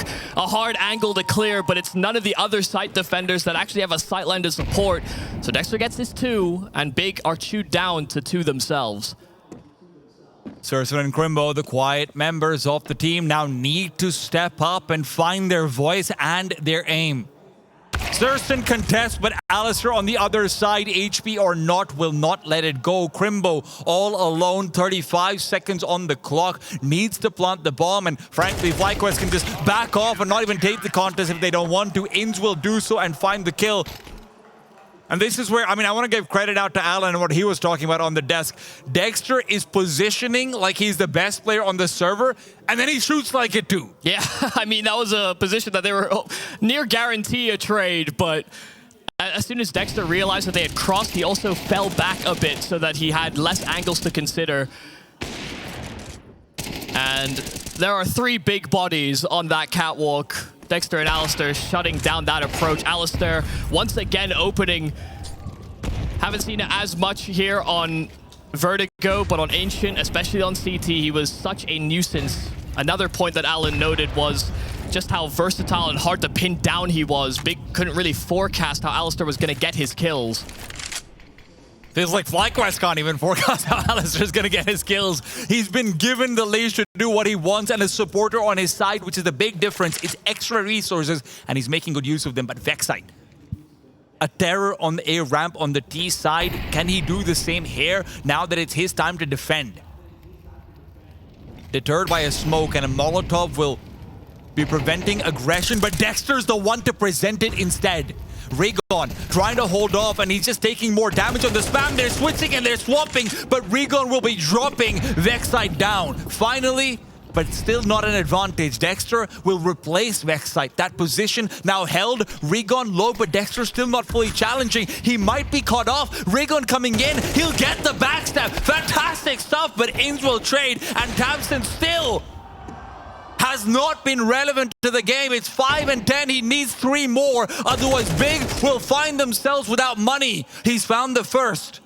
But time is ticking down and the bomb is on the ground. A missed shot from Alistair gives tabseN a chance. One that he simply cannot take. He's missing it all, but finally compensates. Liaz on the other side, now hiding away. Time is his only friend, and he peeks out, gets it done. tabseN will not save Big Clan. And Liaz never stopped moving, constantly jiggling the angle, crouching as well, and this time his crouch is so well timed. The pre-aim from tabseN just above as Liaz swipes down below. A perfect dodge in a very big moment. It's not as though, you know, you expected tabseN to put the pieces together, but with misses, there are opportunities, and tabseN will be dissatisfied he couldn't pull through for the squad. Critical timeout right now. Big Clan need to figure something out, and Kakafu is stumped. It's hard to turn the pages of your strat book at a time like this to find the appropriate plan when it feels like a lot of the time for FlyQuest, these opening kills are what's driving the force forward, and Big just can't defend from them. And especially when we were having this conversation from Big themselves where they were saying that they may be pugging it a little bit. May not have as much rehearsal or as many pages in that strat book as they would like still on this map. Again, it has fallen out of the favor of the Tier 1, and so it also becomes a question as to how many sort of quality practice teams can you get. Listen, anyone who's been in a Face-It game knows that sometimes your fate depends on Deagles and Tech-9s, and now certainly seems like it. Lias turns, and Lias should fall, but no, he'll have Vexite to cover. In's on his side. The President will be protected. Tabson responds, and he's done so with 3. A missed shot means that he could look for a rifle. Mal recovers. Is it an ace in the cards? No, it cannot be. It's just a trio of headshots from that P250. Tabson heating up himself as the in-game leader. And you maybe are asking this question, should it even be him? But a spark has to be found here from Big. And once again, Tabson gets himself in a position that certainly becomes tenable. It's just too much to ask. He needed support from his teammates earlier on, right? 1v5 is just asking too much, like you said, but Alistair, again, going for that same aggressive peek, hoping to find someone, and this is a boost that Big tried themselves, but watch out, Alistair peeking once again, but it's a crucial miss, and this time there's not any company. They should be able to get the bomb plant down on the B bomb site, and Lias is still forcing them off from getting any more ground. They're waiting on the Aussie side for a faster retake, and that certainly seems to be in the cards. A flash from Vexite will be what spurs them on, and JDC's found 1. The Castro makes it 2, and Surston will topple the 3rd. And they were waiting. They were happy to wait these smokes out. They had 1 more that they could deploy to secure the plant, just waiting for FlyQuest to make their move through the smoke. They were stalled by a constant stream of flashes by the Aussies, and they knew that at a certain point they would actually try to go with it. And just really good presence of mind there for JDC to cover that smoke. Really good presence of mind from JDC. Seems to be the only reason why Big are still in it. That and Regon. And sure, Tabson has started to heat up a little bit in these last few rounds, but it's always at the dying embers of it. FlyQuest now down on an eco. And as much as Big Clan do feel like they've been the ones feeling the heat, they're also the ones who are closing in. It's been hard to pull these teams apart here on this map. Inseparable.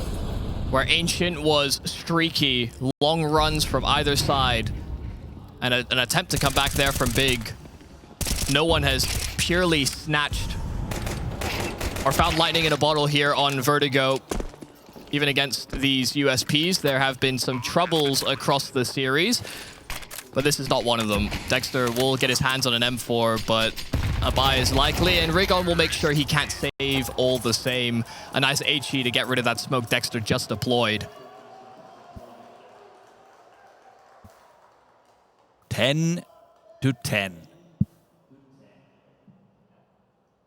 FlyQuest are in a position where if they do not find those early picks, can they still win the round? And for Big, there's certainly no doubt about it. They have started to get their protocols in order. I love this from FlyQuest.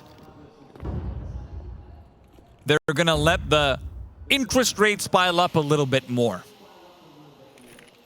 And still threaten with some weaponry at the very least.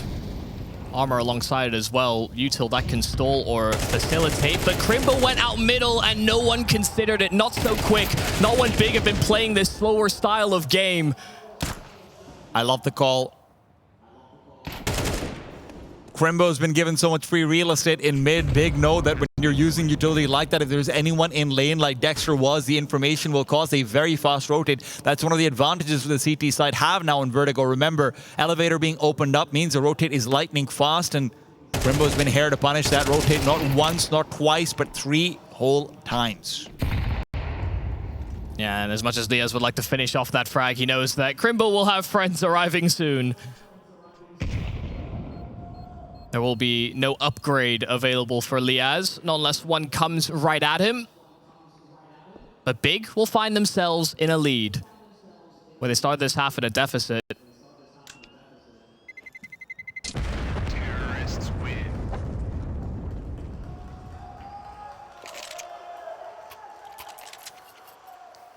And starting to feel like Big could push us the full distance. I thought a pocket call was being delivered by Urcast. Discussions maybe about how to approach in these future rounds, but now that we're on guns, there needs to be something visible here from the Aussies. Inz is still on an SMG, and Alistair already tagged down so low.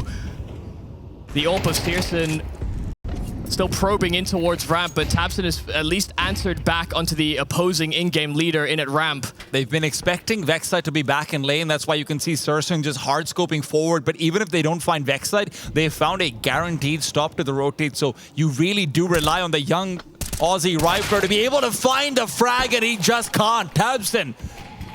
Now that hot hand is finally coming into play, and FlyQuest will fly away. Searson has to be careful. Doesn't want to give them a reason to want to go for this retake. Inz is the one with the MP9 and cash in the back pocket. Remember, he feels like his life is a little bit more expendable. I can't believe that. You know, Vexite holding a pixel peak angle where it is very unlikely you're going to be able to hit that shot. They are actually very unlikely to see you as well on the side of Big, given how far away they are from that fight. But as soon as he offered up those couple of bullets, he gave away his position, and Big were very ready for the duel. Still, it's the bravery of Searson that I think enables so much of the space taken towards this A-bomb site. Something that Big were critically missing in the first map in this series. They had no one confident enough, no one that was hitting their shots consistently enough, bar Crimbo, to create those types of opportunities. Now the Aussies are stuck with their backs against the wall. They are a map to the good, so losing this map wouldn't be the end of their run here at Atlanta. But do you really want to go up against Big Clan on Dust 2? Sure, it's a map you found success on as well, but it did feel like you had your chances to look to close here and now, and this will still be one of those chances to extend play. Alistair finds success the only way FlyQuest has so far, with an opening kill and a retreat without losing any HP. Has to be something formulated here from Big. JDC on the other extremity started to now deploy utility and eliminate some of these close-range angles. Inz is in a position where he can support and facilitate. Liaz takes the Molotov, but the flash is pretty well timed, so JDC cannot finish off that frag. It's so much damage done to both of them, but now JDC cordoned off and pushed away. Damage exchange, but JDC is feeling like he's much worse off. At least Liaz can also just continue to cover off angles. Now, the problem is going to be this A site also has incendiaries, specifically Dexter's and Alistair's. So if you're going back towards B, you're probing, and Searson can get the kill on Liaz. Maybe there's a lot to do, but Liaz is watching out for what could be the one threat, the one plan that Big is going in for. You said they're missing the audio cues. The audio cues are being exchanged, and now they're just hoping beyond hope that Liaz has abandoned his position. Crimbo expected, but there can't be anything done about him. Kills are traded, but Inz is hidden. There isn't a Molotov, there isn't utility, and there isn't a reason for him not to peek. FlyQuest will make sure it goes the distance. That might be the first round here on this T side where Big looked confused about what their next step was going to be. Some indecision bouncing between the lower side of A and B. And then when they finally decide to make that move and build the boost to try and find an opener, they make that critical mistake. They offer a step, and it just makes the job of FlyQuest that much easier. They can forecast what's coming. And they needed Crimbo to get more than his one, somehow link up with them on that B bomb site, because then Inz's position wouldn't have been as strong. Alistair, once again, trying to spark an opener for this FlyQuest squad, but he's down to 16 HP right off the rip.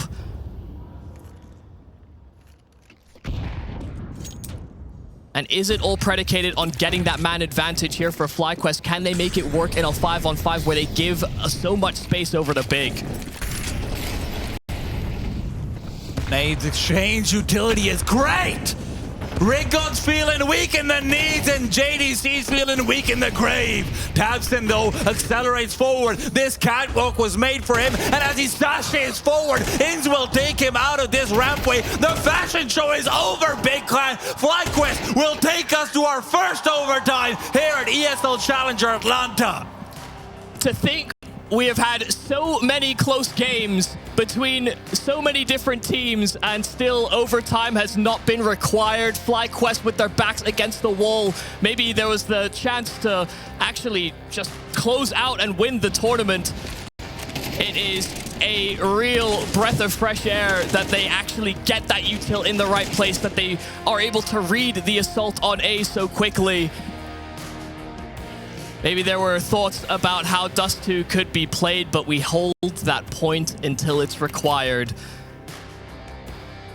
What felt like a nearby dream withers through the hands of Big Clan. Dust 2 is a map that they've made their mark on, but right now they might not even be able to touch it. FlyQuest find one round off the back of a fantastic pickoff from Alistair, and the second is the complete opposite. It is a heavy utility reaction, something you might even credit to the German team themselves once upon a time. And Alistair, well, he's not stopping. He's not stopping. And that second flash was just a little mistimed, caught a glimpse of JDC. It's more than enough.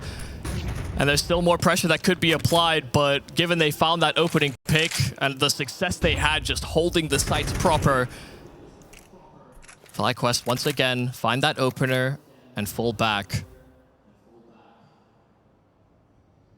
Crimbo has been able to get his kills. He's been able to catch out players lingering inside of middle, but it's Alistair that rounds this corner. Could come down to timing. tabseN taking a lot of damage in at the ramp, and Crimbo is looking out for it. He'll find Alistair. So just as he starts this round off with an opener, it is at least exchanged back by Big. It's a minute on the clock, and Alistair is over there in middle at that point. You can see what kind of game he's playing, but that game is dangerous, and you see exactly why. Not only do they lose the kill, they have to reinforce mid now. That's why Inns has started to move back there, but they've said, you know what, screw it. If they go mid, if they go B, that's your problem, Liaz, and unfortunately, it's about to be his problem. Or is it?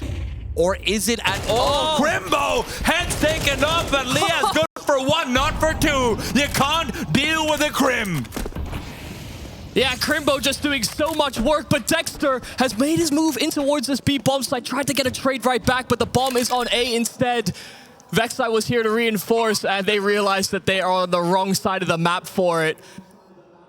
They read that rotation as soon as Crimbo throws chaos into the comms of the Aussies. But Vexai, that's a great kill. tabseN and Crimbo are so damn low. And they should have an idea that Crimbo would have had to come back and come through ramp. So this is effectively a 2 versus 1 twice over, but not if tabseN wins it. Vexai in pursuit, but tabseN hidden away. He will not take the peek. He will not do so. Not until he gets clear audibles. Not until he has clear information. The veterancy showcased. And an immediate adaptation as well. You know, the last time they were trying to posture up on that B bomb site, Crimbo got his kill inside of middle and hung around inside of that window trying to catch even more out of the A play. But they relay that information that he actually needs to show urgency in clearing out B and supporting the actual assault. And he just bypasses that secondary elevator player to perfection. Once again, it comes down to target selection in some of those critical moments. And Big get on the board first in the overtimes.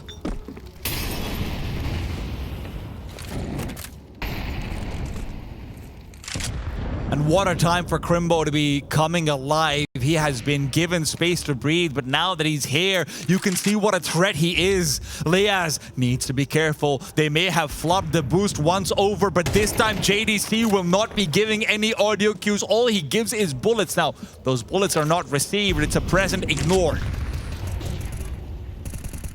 A lot of flashes set up for JDC to actually make use of his boosted position, but that fresh smoke down, doesn't want to take that chance. Already half HP, and even if there was a player blind, could have fallen.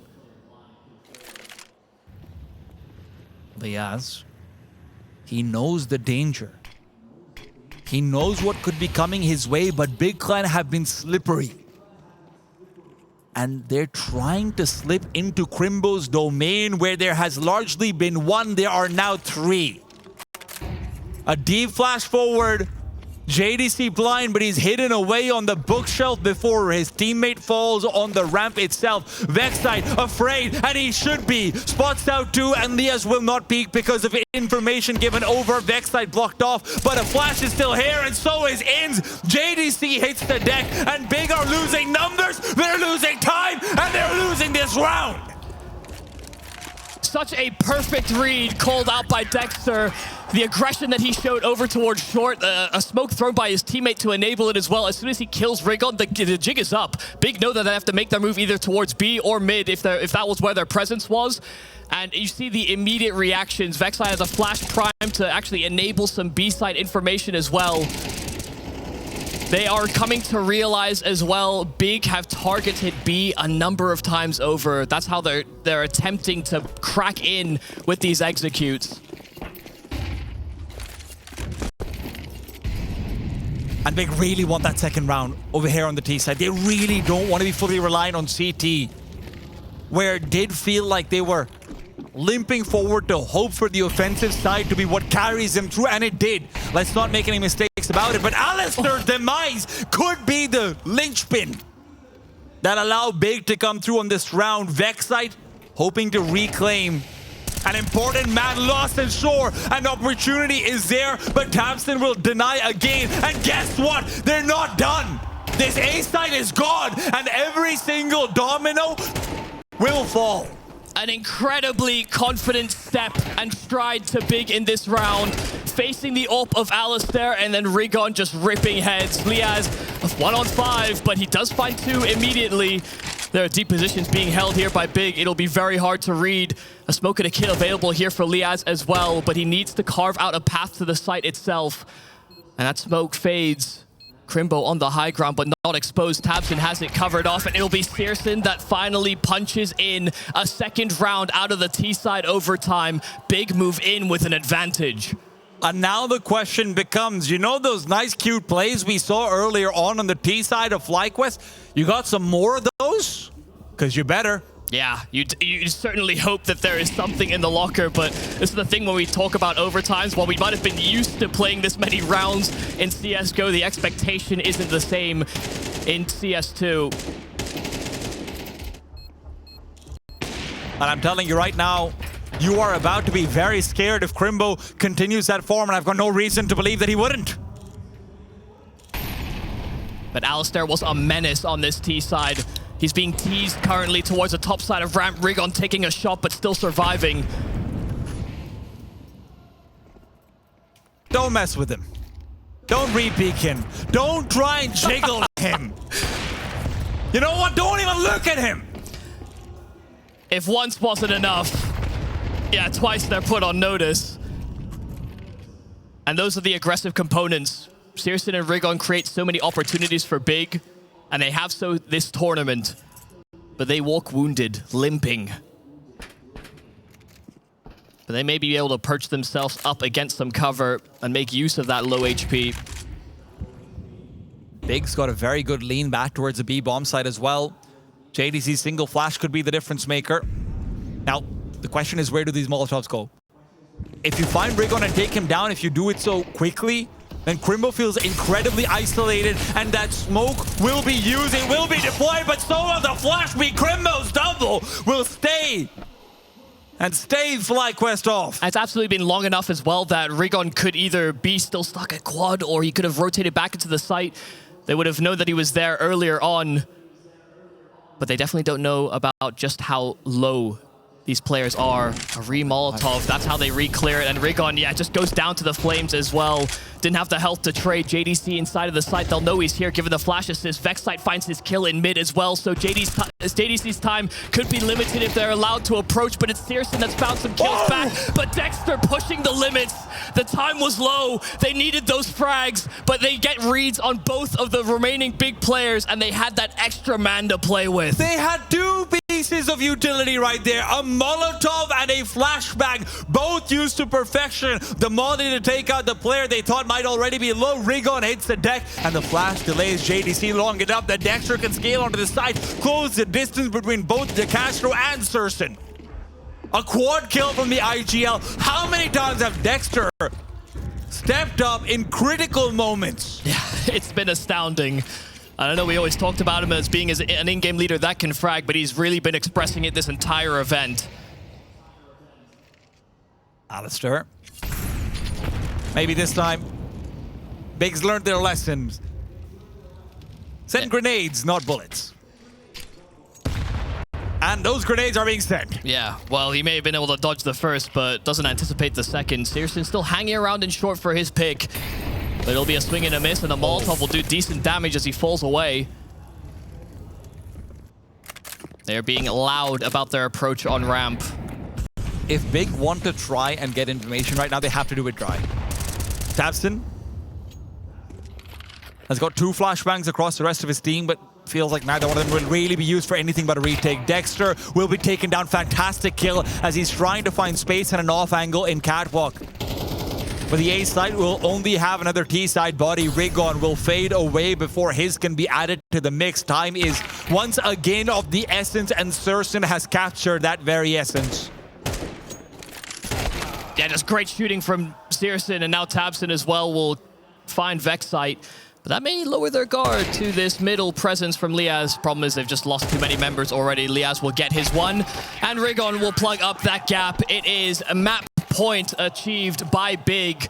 They need this one to throw it into a Dust 2 where who knows which way it goes, but one more round can sometimes be so damn fleeting, and it has been.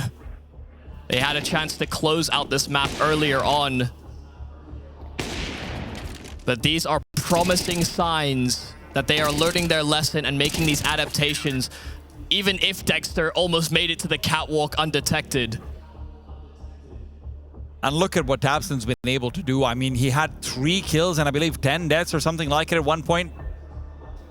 Pretty lopsided affair in the beginning until he started getting those late round kills, and that momentum's been enough. He was able to optimize that momentum and push himself forward to the point where he's now 20 and 19. He's had so many important kills in these past few, and now as he's hyping up the crowd as well, he's reminding them who the favorites were going into this matchup. He wants Atlanta on his side, and he'll get him.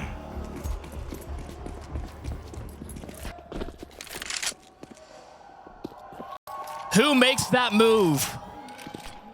Who takes that next step? Pushes Big forward where there was absentees.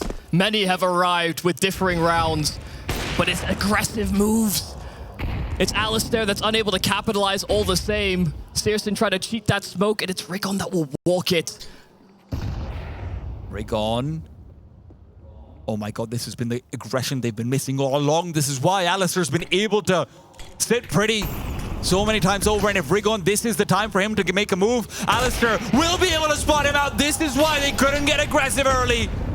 And where there could have been delight, instead there's dismay, as twice over, Big will falter. tabseN still holding onto that mid control, and those 2 players his direction, they completely disregard him, but so does tabseN for a second. Liaz being able to play right next to his teammate, that trade was absolutely necessary, but it's Crimbo in defensive B, and this man was on a heater in the first map. Vexite does guarantee that trade, and the security of a plant as well. Searson was last spotted on this A bomb site. Liaz is trying to cut him off before he makes his move, but he's found his kill. One-on-one for Searson.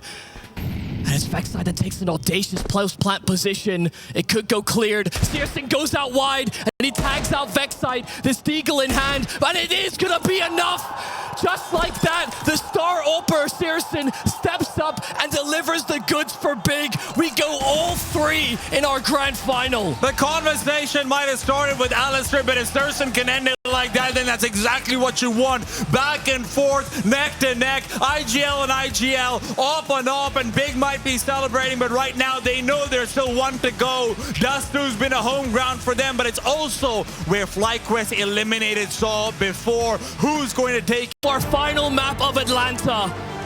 Big versus FlyQuest here on Dust2, and Big will start on this T side, looking to take that space so rapidly, and already the bell of Alistair rung. And maybe that bell is the call for Ins, but he himself is having sound bites go off in his head. Big's off to a great start on a map that they pioneered, a map that they made look tactical when it was called merely a battle of the bronze. They brought some brains to the party, and Ins right now is hoping to spill some of those very brains. Postured up for an A-side split, and again, it's a lot of damage being exchanged, but it's this time Rigon that takes the brunt of it. Vexite getting some information on the short progression. They know what's coming, but Ins on his low health has still found one. He's finished off. There's approach from short. There's even team damage thrown in the mix, but they're finding the kills they need to. It comes down to JDC, the man that got the most space on this A bomb site, cold to clutch. And Dexter on that low health, he'll still pull another head. It's a triple from the in-game leader. And the request from JRT has been lodged and fulfilled. FlyQuest will get their first pistol round of this entire grand final. Yeah, it's really been a long time coming.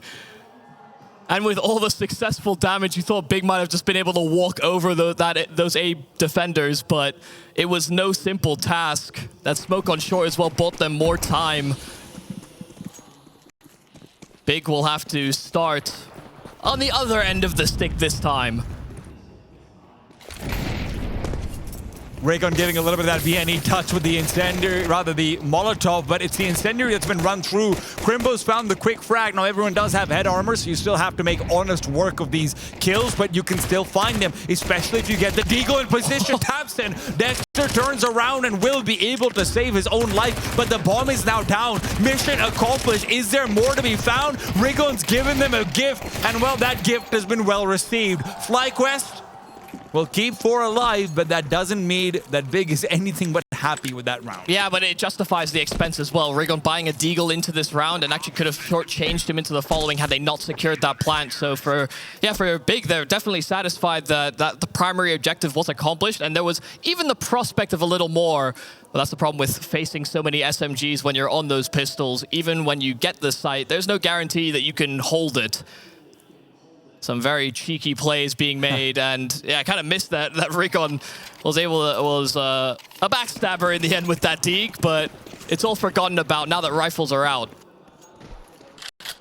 It's 3 SMGs for FlyQuest. Long-range duels is what Dust2 has become known for, but the AWP is out for Alistair, and he'll catch Searson just as they were assembling the boost.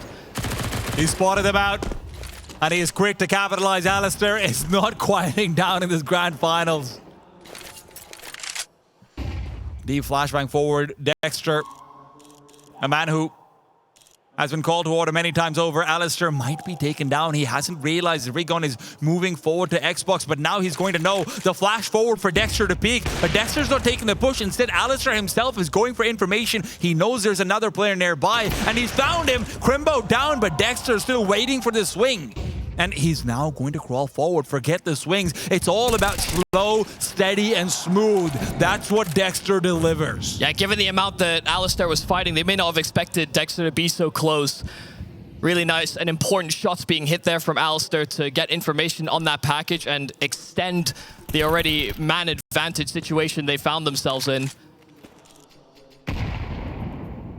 Good blow of the smoke, and a glimpse just offered up. JDC had to wait for it to rebuild. It's Rigon that's left in a 1-on-5, and he spotted a player trying to ascend up to short, and he will be run down. While they might have come in with SMGs, it's the rifles that really shine here for the Aussies. It's called the Opper's Playground, and right now Alistair has put all of Big Clan on a downwards slide. That is the scary thing about how well Alistair has been playing in this tournament. Sometimes he could have been a player that you look to exploit, but that has not been the case. Not in Atlanta.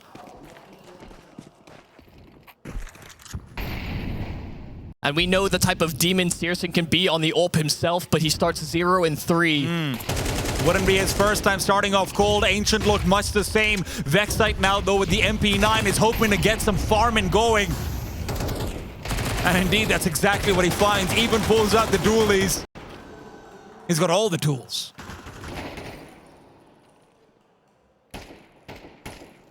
This is about as good as a start as you could ask for if you're FlyQuest. They've been comfortably building cash. Even when they came away from that bonus round, they still held onto some SMGs as well.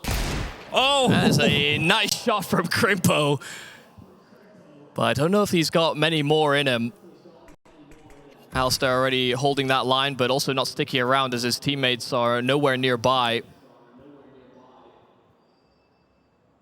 It's this next round that everything will bank on, and Crimbo's hoping to make FlyQuest buy a little bit weaker. Alistair, this is the thing, right? He misses shots. He isn't this ridiculously consistent, never gonna miss a shot device-esque operator. He is the exact opposite. He takes more shots, and when you've got a decent percentage, you're just landing them all.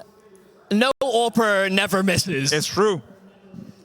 But a lot of AWPers stop peaking, and Alistair is not one of them. Yeah, well, he's also a player that seems to have learned a lot from some of his maybe prior failings. He has made very few mistakes this tournament. Dexter. Now he's the one on the move. Rigon on up above.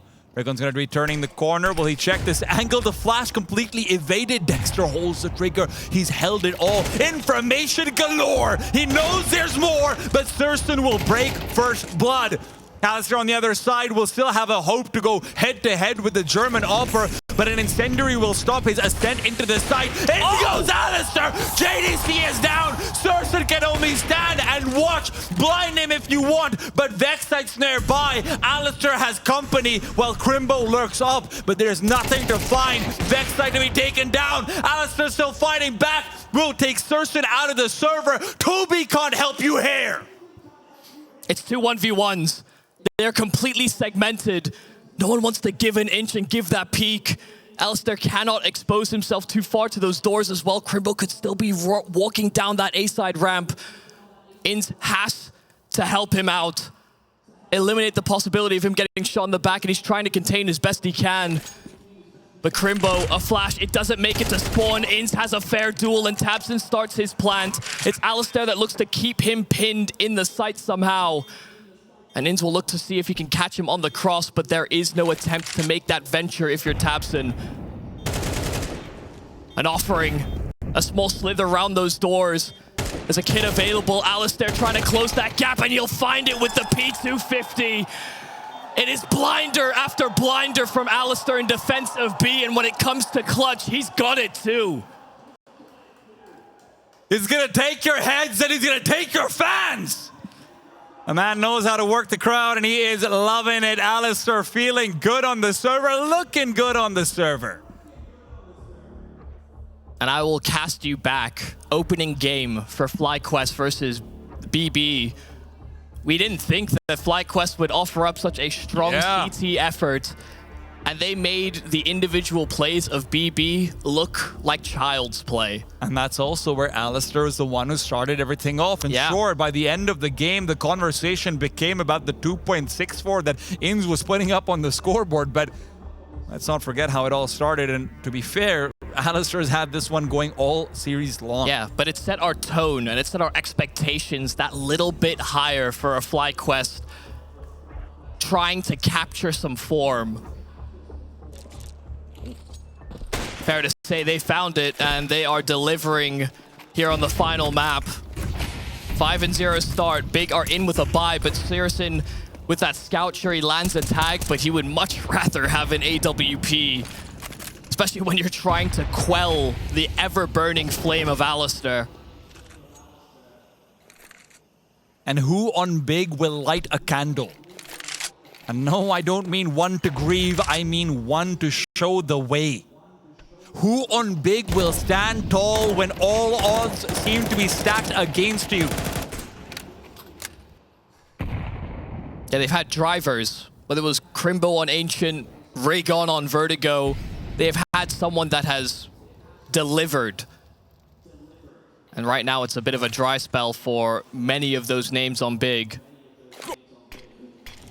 Alistair, flashbang dodged. He just sees everything coming over his way. Now he's taken a lot of damage and he's lost his teammate as well. This could be the big moment. Crimbo and JDC have effectively given them this round. Fantastic long take comes out late round. And although there were flashes being dodged, it's really the shots from Crimbo that make this one work.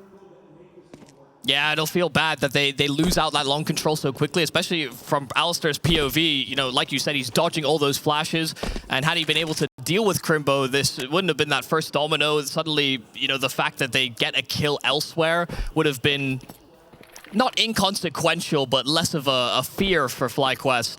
But everyone losing their fights and Big take control. First round on the board here on their T side. And one of the reasons why it's so important to get on the board early is not just the very clear-cut, hey, they're on 0 rounds, they need a round. It's also because throughout this entire game, there's also been a subtle push and pull between Dexter and Tabstone about what these late round calls are going to look like. Who's going to be able to get a proper read? This has not just been the gun show, although we've seen definitely plenty of lock, stock, and barrels smoking out the day. Yeah, so much of this grand final has been determined about what approach these in-game leaders have been offering us up. Whether or not it's been the reserved, sit back in the bomb sites, you're just winning your gunfights. Or whether they have to go in for more information and take the fight to them. Neither team has really run into this wall of doing the exact same round over and over. There has been versatility throughout. And when we speak about versatility, of course, a man who might have gone somewhat unsung on the FlyQuest side as well, where we've said that Big have had multiple champions, one who's been quieter because it feels like very often his skills are elsewhere on the map, but no less crucial. Liaz has been critical. We knew it would sometimes come down to aim and form coming into this map. But Tabson, long spawn offered up, and Alistair is still able to best him. Bring back Surson. Well, he'll go back and pick up that AWP, try and make better use of it, but they oh my god. it. They steal it away, and they'll even have that if they want. Surson's wondering where it's gone. Tabson, you said you'd give it back to me. I don't know if Alistair's just been having his Omega 3 or what, but he has been so smart, so quick to recognize a lot of situations like that as well throughout this tournament.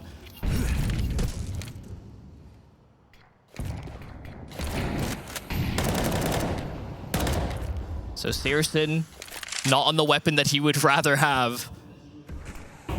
And limited utility available here for Big to make something of this. Mid-B smoke is deployed. Crimbo does have some space to work off of. And Dexter, oh, just barely getting past those doors just as Crimbo slides out.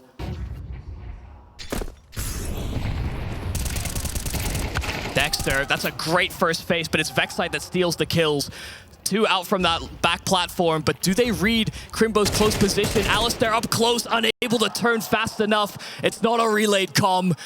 Crimbo sowing some chaos into this round. Vexite, he could have been trapped at the back of the site, but he's transitioned, and Crimbo unable to get a handle on it. It's Searson on 22 health, but Vexite has already found 3, and why not add a 4th to that tally? He waits for Liaz. He doesn't have the ego to swing, but it is more than enough for another FlyQuest round. It had to be the turnaround from 1, but unfortunately Big have been stopped at it instead. Again, it's the same Maestro who starts things off, but Vexite.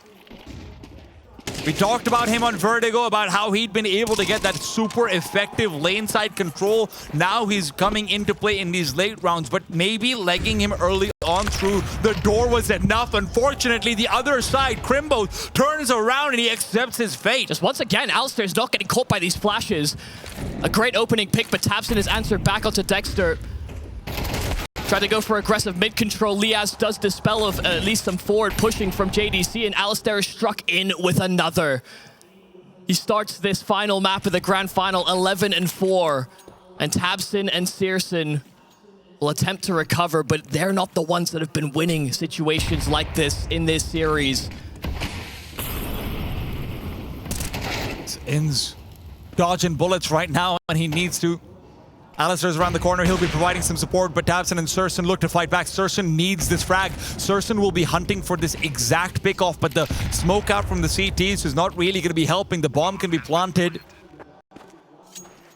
Liaz reveals position, creates a threat. That means Surson has to turn away. But while tabseN locates Alistair, Surson's hoping to do the same. There's two players on the other side, so it feels like his death is guaranteed. But he had to take one with him for tabseN to have a chance. Now set up for an ace, but I say set up loosely. There's a flank on his side. It's Inns to put him to rest. It's 7 on the board for FlyQuest already. And I don't know how much work they've put in, but God, you can see it in the server. Just the amount of times they play with temperament. They don't get overly thrown into the chaos that the big are sowing. Even with them making their way up through short, they take a breath, they pause, they wait for those rotates, and they play with that numbers advantage so effectively. And it is great teamwork on display. They are never trying to take that risk independently.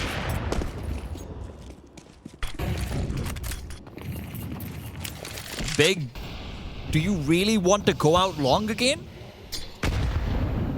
Nades are peppering them up, and Inns is hoping to get a piece of the action that Alistair has been delivering consistently. This might be a step too far. The nade opens up the smoke, and Crimbo's waiting for it. Overextension is still something they have to be worried about. FlyQuest, the job is very much still not done. And Big have a small window of opportunity to bring things back over here. An incendiary goes deep from Dexter, and he's threading the needle in the smokes. He's threading Rigon's eyes open now as well. Normally you hope to close them, but wow, Rigon's move timing. And at the same time, this B-side threat is really looming in. tabseN turns the corner, but Dexter turns him to mush. You still have to be worried about Vexside's full belt of utility. That's where the bomb is headed. And a re-smoke means that until 32 seconds, Big can't really even think about entering this site. Despite the ground that Rigon has gained, there's not actually any victims available on A, but pushing the smoke again, that's the call, and that's how they lost their first few players. Surson's watching out for it. Dexter's hoping that it's going to be a miss, but no. Now with the smoke in his hand, the smoke's dissipating. Dexter is down, but Vexside's still available. He's going to have his teammates falling. He won't have backup, but he'll get the kill. Nonetheless, Crimbo is there to respond, and Liaz alone versus 2, but it's only the one on the site. Pushes through the incendiary. He'll have the space to find the first, dodging the flashbang, but not finding the head. An incendiary deployed to extend the deal. Still one more to go. Rigon is low around the corner. The defuse is stuck. Rigon is pushing. He gets it done.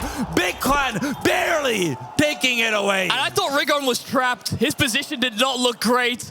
I mean, even with the fact that they had no idea that he could be inside of spawn, the fact that there was this timing hit towards those tunnels, it could have felt like FlyQuest had done enough.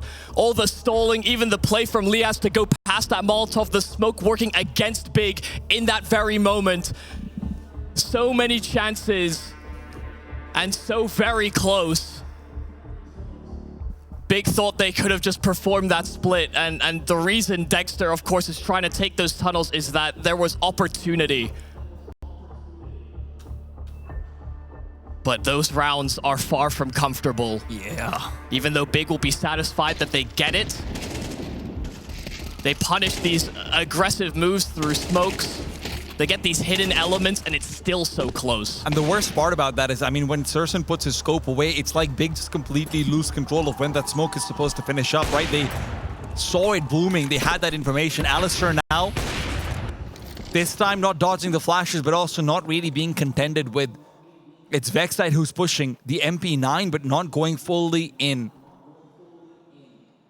Is the call a B rush right now? It would be the right time for it. Dexter's the only one over here to provide any sort of backup, and he's missed the chance to throw a flash, now fully blinded himself, and Big will quickly swarm this site and pretty much guarantee their third. Yeah, FlyQuest are going to instantly save off of that call. I mean, the timing just really going against FlyQuest there. A nade pulled on one of their players that should effectively be that first contact. You know, trying to line up a flash so we can maybe get a better position, but Big choose the perfect moment to burst into B. It is a great call, even with the limited presence and pressure thrown by Big across the map. FlyQuest were none the wiser that Big were composing themselves in this way. And we had this conversation about Alistair and the consistency that he has brought in finding these opening duels in these past couple of rounds. That has not been the case. Big have been able to bypass him by simply not offering up those same fights.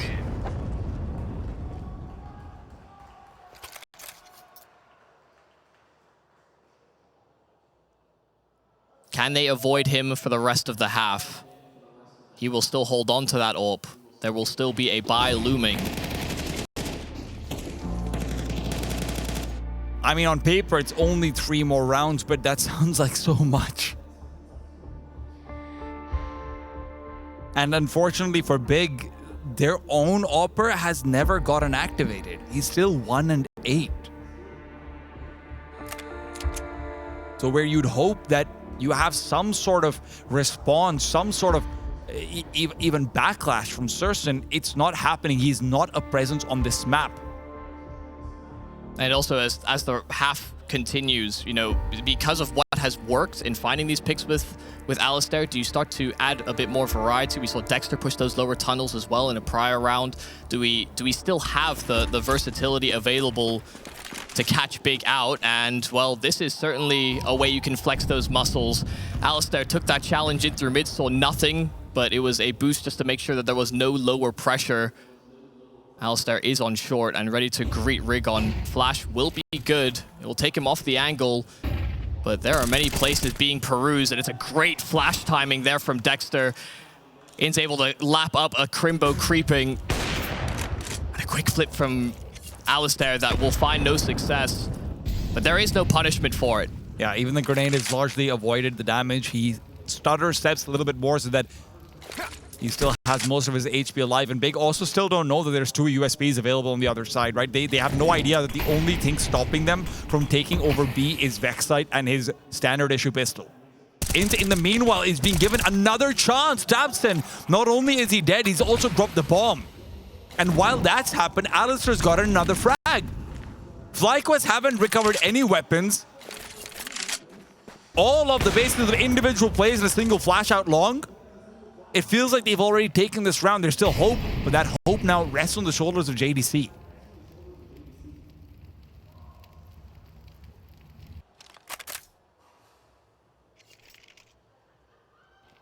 And they should be able to squeeze together another buy. It may not be everything that they could possibly desire, but they will try their hand at it. Searson out from long, and they were just hoping that they could pincer with just these 2 remaining players. JDC, just no time to make this work. Even if he does the damage, it's not like it's inconsequential for FlyQuest to lose these members.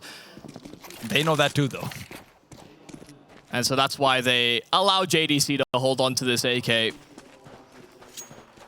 3 safe weapons going forward, and I mean, you asked about it, right? Is this where maybe we start seeing something other than Alistair? But they didn't really have a choice other than what they did with the weapons they were provided. They split up the utility a little bit more. They give Vexite the incendiary, so the B site feels more defended, even if it isn't. But also this time they don't get caught by Crimbo creeping that smoke. Previously he gets a double kill, you know, JDC from short. The round doesn't build the same way as Big had found success earlier on. Surson pulls out a flashbang at the worst possible time, exactly when he needed to punish, but at least he has teammates to do just that. Yeah, much faster paced here from Big, already just to take that mid control and catching Alistair lingering a little too long. Flash dodge and actually catching JDC, so it doesn't give himself a fair duel. Flashbang from Dexter. Dragon is just out in the open. Dexter's got 2, and as he's backing off, he won't be able to deploy the incendiary, but it's still a 3-on-3. Inz is here to recover the territory that Dexter felt like he'd lost, and as Inz will reveal that fact as well, he also has the incendiary, he also has the smoke to continue to delay this T side. Yeah, and he can effectively funnel them this way. By throwing that Molotov, he could have even maybe thrown a smoke, but rotating CT maybe as well to stop them getting up through short. But Big have not made their intentions clear just yet. Dealing with Dexter does mean that there is a lapse of support towards B. And once again, it's Crimbo that is able to slide out into a great position, could catch Vexite completely off guard. FlyQuest are very aware of it, though. Vexite was watching out for that mid position before as well, but now with the time where it is, he doesn't really have a choice. Right, he has to just tunnel in, and he was hoping Liaz would be there on time to prevent that from happening, but Liaz was also worried about showing footsteps. Now, though, it's a 2-on-2. There is no offensive utility available for the CT side to retake, so it has to be just peaks. Maybe Inns can throw a flashbang, and that's what they are relying on. But JDC nearby is dodged the first one, not the second. He's gone, he's out. Sursen's revealed position. And although he's been quiet so far, this is his opportunity to shine, an opportunity not taken. FlyQuest at 9 feel like they may have done it. Only another step to cross, but it'll have to be done in that second half.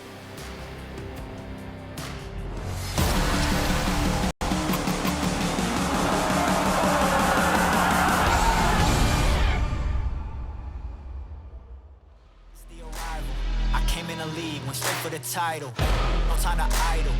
I'm finna get it, put that on the Bible. This is survival. Gotta treat every move made like the final. One by a mile. Nobody believe it, they all in denial. Hey, look at me, look at me. Still in the show, that's the crook in me. They want me gone with the hook in me. Asking why is he here like I shouldn't be. I've been on grind since I dove. 10,000 hours the motto. They see the bag is coming out and flocking to me like I won the lotto. Dancing with the devil, there's no recital. I'm killing competition, ain't no revival. I shoot it to kill it, I'm aiming for vitals. I'm showing no mercy when facing my rivals. Snakes in the grass, they getting exposed. I know they be lurking, I'm watching them close. Acting like friends, but really they foes. Saw they be scheming and said adios.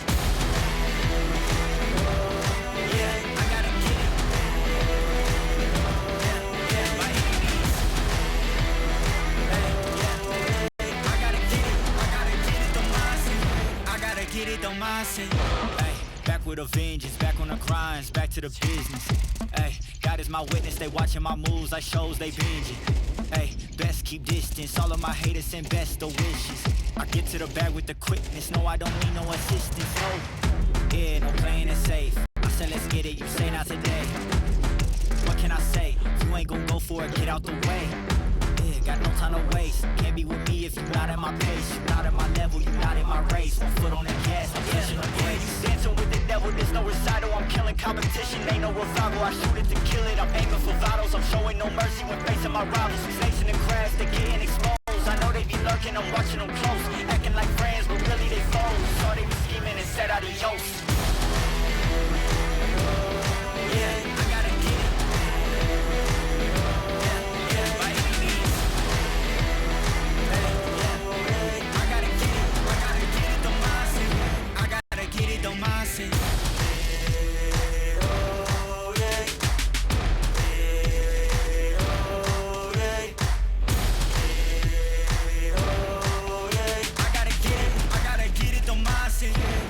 Get it, don't mindset.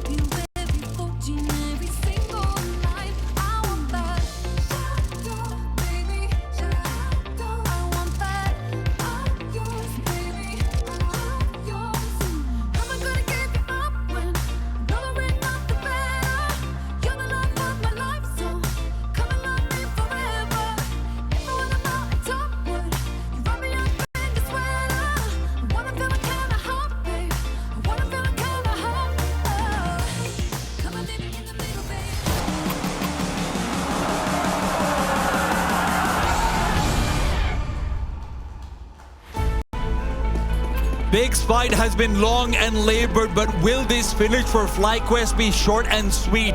One chance right here, and it all starts with the pistol round if the German side want to mount a comeback. Already entering this map, FlyQuest were able to break the curse of never winning a pistol across the maps in this series. And maybe they can put one together here on this T side too. Big currently playing very vacant towards A, and that's where FlyQuest are currently en route. But JDC, he'll catch Inns just as he attempts the cross, and they lose even more than that, just health as well as Liaz en route. Bomb will at the very least be planted. Tapson's head will also be feeling a little bit light, and Vexite says, I might as well divorce you off it. Continues in underneath, but somehow Rigon even gets the frag. I have no idea how he gets the adjustment, but I have no idea how Alistair's going to fight back over here either. He sees the first, but he just can't take it down. Alistair struggling to keep up with the heads that keep popping up, but these moles will not be masked Alistair. It's a 10-second stick. They have no kids. And he's got the chance to maybe jump up and interrupt, but not with the way the bomb was planted. Yeah, I guess a little troubling perhaps for Big if they hadn't found those 2 kills on the cross, but by whittling down those numbers and recognition immediately that they went for just all armor, they were ready to fight. They wanted them. I mean, even Rigon's kill over here, I don't know if we'll see in the replay or not, but even Rigon's kill was kind of crazy. Look at that. Yeah, while Vexite's falling. And this was what was needed.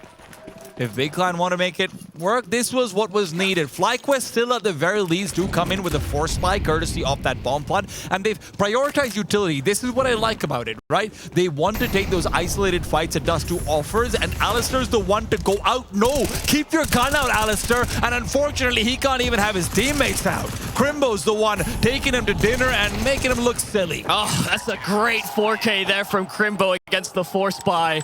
Like you said, a little misinput there from Alistair as he pulled out utility. May have lost focus on where his next fight was likely to be, but Crimbo's position inside of pit just so difficult to get past. Is the man who started with this series with a hot hand. That could be a driving force once again for them here on Dust2.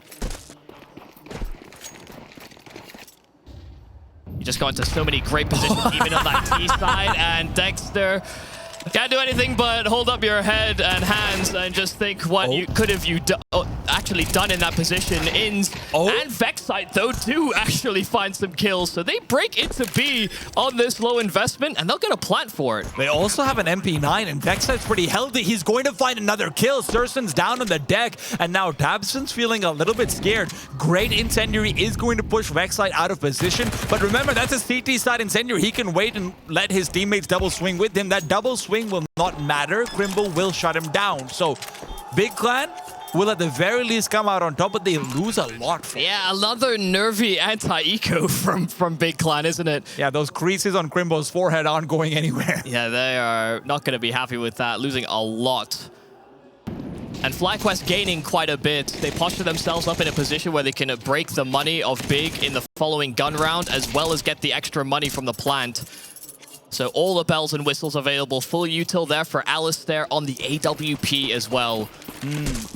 Same being brought out from Sursen. Maybe the timeout was enough to rewire a little bit of what was going on up in the head, because he will be necessary. The other side is not quieting down. Alistair's voice has been loud and proud. And now that he's located his next potential victim, a Molotov to try and whittle down Rigon, he'll live. But he will lose a lot of that life. Really nice moves there from Rigon as well, waiting for the smoke and then able to escape the second Molotov as well. Meanwhile, Tabson's taken down on long. Ins the one to pressure through. The A side broke it up, but maybe Crimbo can stop them from CT. He's going to wait for the cross and hope to cast them on it.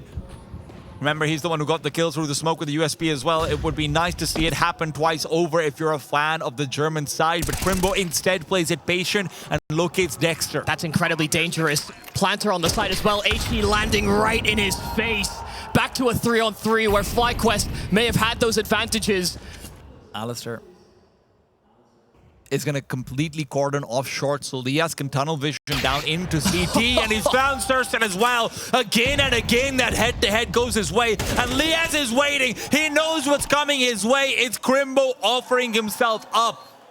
FlyQuest may have let that become competitive, but they're the ones who benefit from that competition. Big lose everyone. Yeah, by bringing it back into a 3-on-3, Big think they can suddenly go in back in for that retake, and then they lose everybody without a kill to show for it. Their money was actually in a decent place had they saved a couple of rifles so they can get a full buyout, but now without that, they'll have to make consolations or concessions, and you know that they're going to feel proud about that one. Alistair, great patience in that late round too. Sursen, nice tag on his Inns, but it's not quite what you wanted. At least it's something. Inns will be made a little bit more weak. If they want to just leave him behind and let him be the lurk, he'll be a bit more limited in his options. Meanwhile, Alistair is the one exploring his own options. And given that Searson has this AWP, we need him to show up for it. Yeah. 4 and 12, he didn't have a great T-side half. Even when he had that open hand, it was the Alistair show through and through. And this entire tournament, Searson's been giving interviews and talking about how, oh yeah, I stopped overthinking. I stopped thinking about X, Y, and Z and only thinking about what's in front of me. What's in front of you are some supercharged Australians. And they're really in front of you. A missed shot means that they have a chance to start scaling up. But Searson's done the same to go back to the site and back to short. They'll try and catch them on the transition to the bomb site itself, but it's actually caught by Dexter. A fantastic headshot. He delivers on 2. The in-game leader stepping up. They breach this A bomb site, and while Rigon sits close by, JDC looks to join him. FlyQuest already at 10 ahead, offered up by that car, and JDC's found a double instantly. Rigon as well will make it 3. Alistair, he has been a hallmark for the success of FlyQuest at this tournament. But he needs to deliver in the clutch. And he doesn't have the time to do it either, Michael. And Big have separated. It'll be hard to read. You'll at least get the bomb plant down. JDC doesn't want to peek out. He's incredibly low. JDC's position should be somewhat known to Alistair over here, but it will not matter. He had an idea that JDC could have been around on the bomb site. Even if not him, Rigon could have been the second man. But at the end of the day, it is John DeCastro again to save Big Clan's hide. It really does feel like he's got impeccable timing. Yeah. He puts on a cape and he just finds a critical multi-kill. Happened on Vertigo all the same as well when things were looking very dire. Twice over. And Dust2 is no exception to that. A momentary 2-on-4 presented to Big. I mean, you look over towards Ancient and that flank that he puts up where he's pushing through middle. You look over towards Vertigo and the multi-kills that he gets 2 rounds in a row. Now it's over here on Dust2. Every single time Big Clan has been on the route to a comeback, he has been in the driver's seat.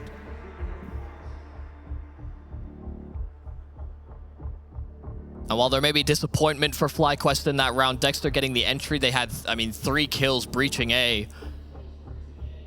Maybe a quick discussion just to slow things down once again. As we've moved further and further into these finals, that style that we've seen so much from FlyQuest, this stop-start, it hasn't carried over in the same way here on Dust2. They want that pick. They want to run with the punches. Because as they've slowed down, Big have actually been able to claw a lot of kills back. Double up now from Big Clan. They've decided that if FlyQuest are going to be getting aggressive, they're going to counter it out with the biggest stopping power you've ever seen. Maybe this way you can finally get some more kills. JDC will deliver where Searson has been lacking, and that won't matter if he can get the win in the end. Who will return? It's Alistair to get the response. Brings it back to a 2-on-3, but Rigon is waiting behind the flames. His position is so damn good.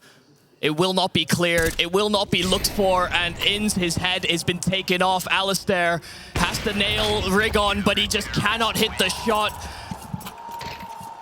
It is once again JDC. The impact he is having in these rounds where Big need it most. A lineup on that AWP. And maybe this is where FlyQuest start to sweat a little bit more. You haven't had to deal with that AWP as a consideration on your T side so far. Not at all. But if you're going to have double AWPs coming in, JDC's not the only one who knows how to wield it. Now, he will be the one prioritized for it. Searson's also getting involved now. The long range is no longer dominated only by the Australians. It is both Searson and JDC coming into play, and a half buy from FlyQuest will give them nothing. Or maybe nothing so far. Backside peeks out, head taken off, and Alistair's looking to replace him in middle. Searson on the other side feeling a little bit sweaty, but this B bomb site's looking a low lot empty. Yeah, they know Rigon is the anchor, and if he's making his move, then this bomb site should be open for business. JDC does hold that cross with the AWP, but he misses.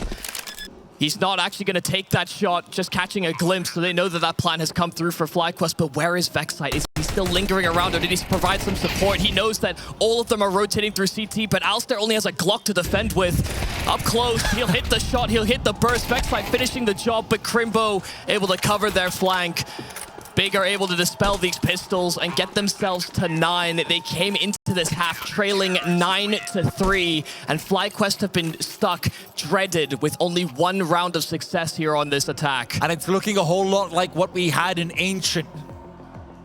FlyQuest start off with an explosive first half, and Big Clan in the second clawed their way back round by round, started by what JDC did and then followed up with the momentum they get. That thread may be the same, but you worry about whether the finish will be. Now that Searson is hitting more shots on this AWP as well, maybe inspired by JDC. I brought the notion coming into this map that Big had been a slumber, but different pieces coming online at differing moments, where Alistair was finding so much success so consistently. Where are these other stars now to rear their head? Dexter, honestly, has looked the most lethal in some of these T-side rounds. And he has to put himself in position. It's hard to even get there in these past few. Alistair's a smoke off middle. Inns, the man who you would ordinarily look towards to start popping off, is still a little bit lackadaisical on the server. He's got all right numbers, but all right doesn't cut it in a grand finals. JDC feeling lonely. And the company he might have coming over is not the one that he wants. Molotov to force him away, but it will not spread. He'll still smoke it off.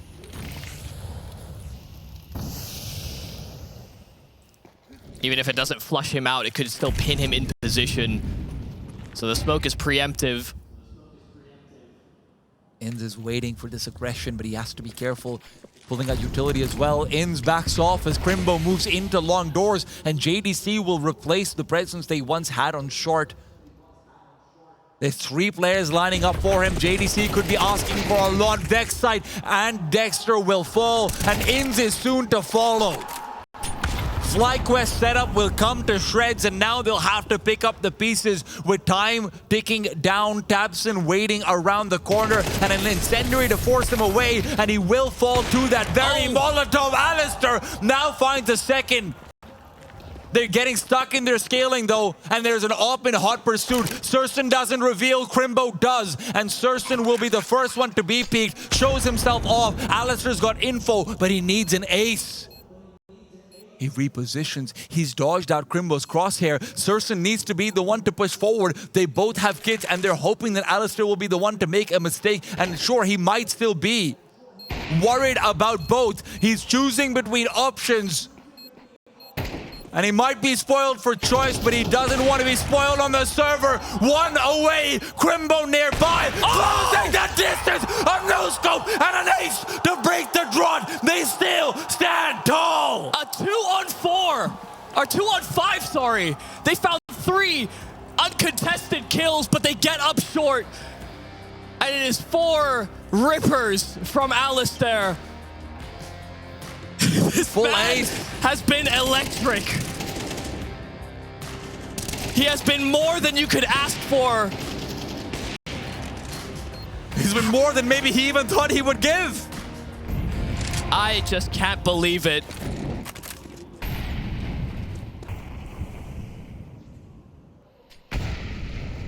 It's another 4K from Alistair. A crucial moment for it. 20 kills to his name. God damn.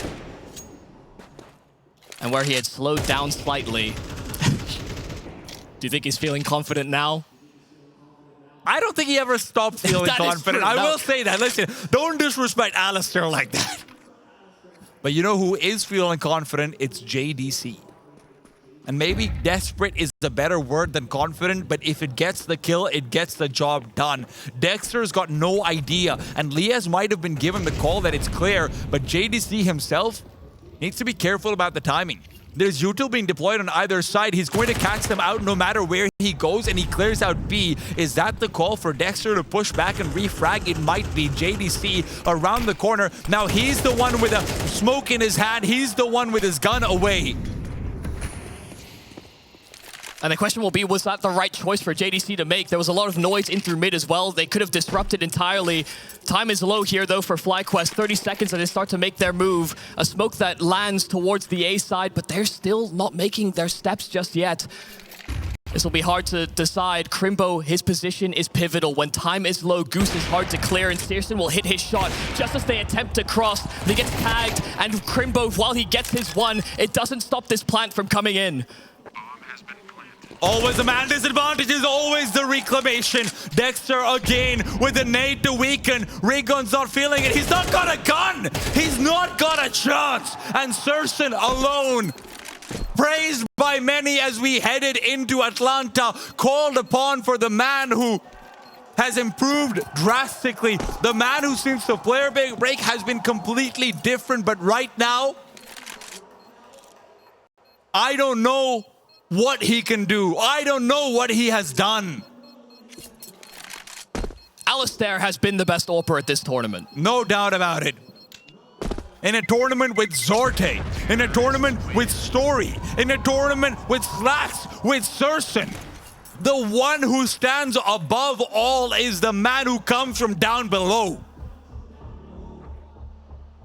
And it's not just about his kills that he finds, it is the impact through which it is felt, the implications in the server. Searson currently wishes he could even live in the shadow of what Alistair is displaying. And it's another one of these cobbled together buys. How can't you? FlyQuest find themselves at 12. They could lift the trophy should they find one more, but these SMGs are swarming spots. FlyQuest, a very cautious approach. Oh. Rare miss, but so much information about the rotation back to A. FlyQuest will want to recede. Big Clan know that they now have to make a move. Searson's the one to do it. Gets a tag, but not the bag. Dexter's still alive. He will not be for long. But it's 4 towards long. They wanted to just brute force it and hope that FlyQuest were there, greeted. Instead, it's Rigon that will be pressured. One man to stop them into B, but Liaz guns him down. It's back to 4-on-4, and Crimbo tagged on the cross. Alistair will not stick around to find out just how many swarm him. They don't have util. They will have no kits. Searson, another tag, but it will not be a kill. How can they break it? How can they get back in? Tabston, he just dives straight in. Alistair and Vexite, they hold the line, and just jumping through smokes, it's JDC. He might be great, but this is far too much. FlyQuest have done it. They have gone to Atlanta. They have crossed many a sea just to lift a damn trophy. This team has improved tenfold.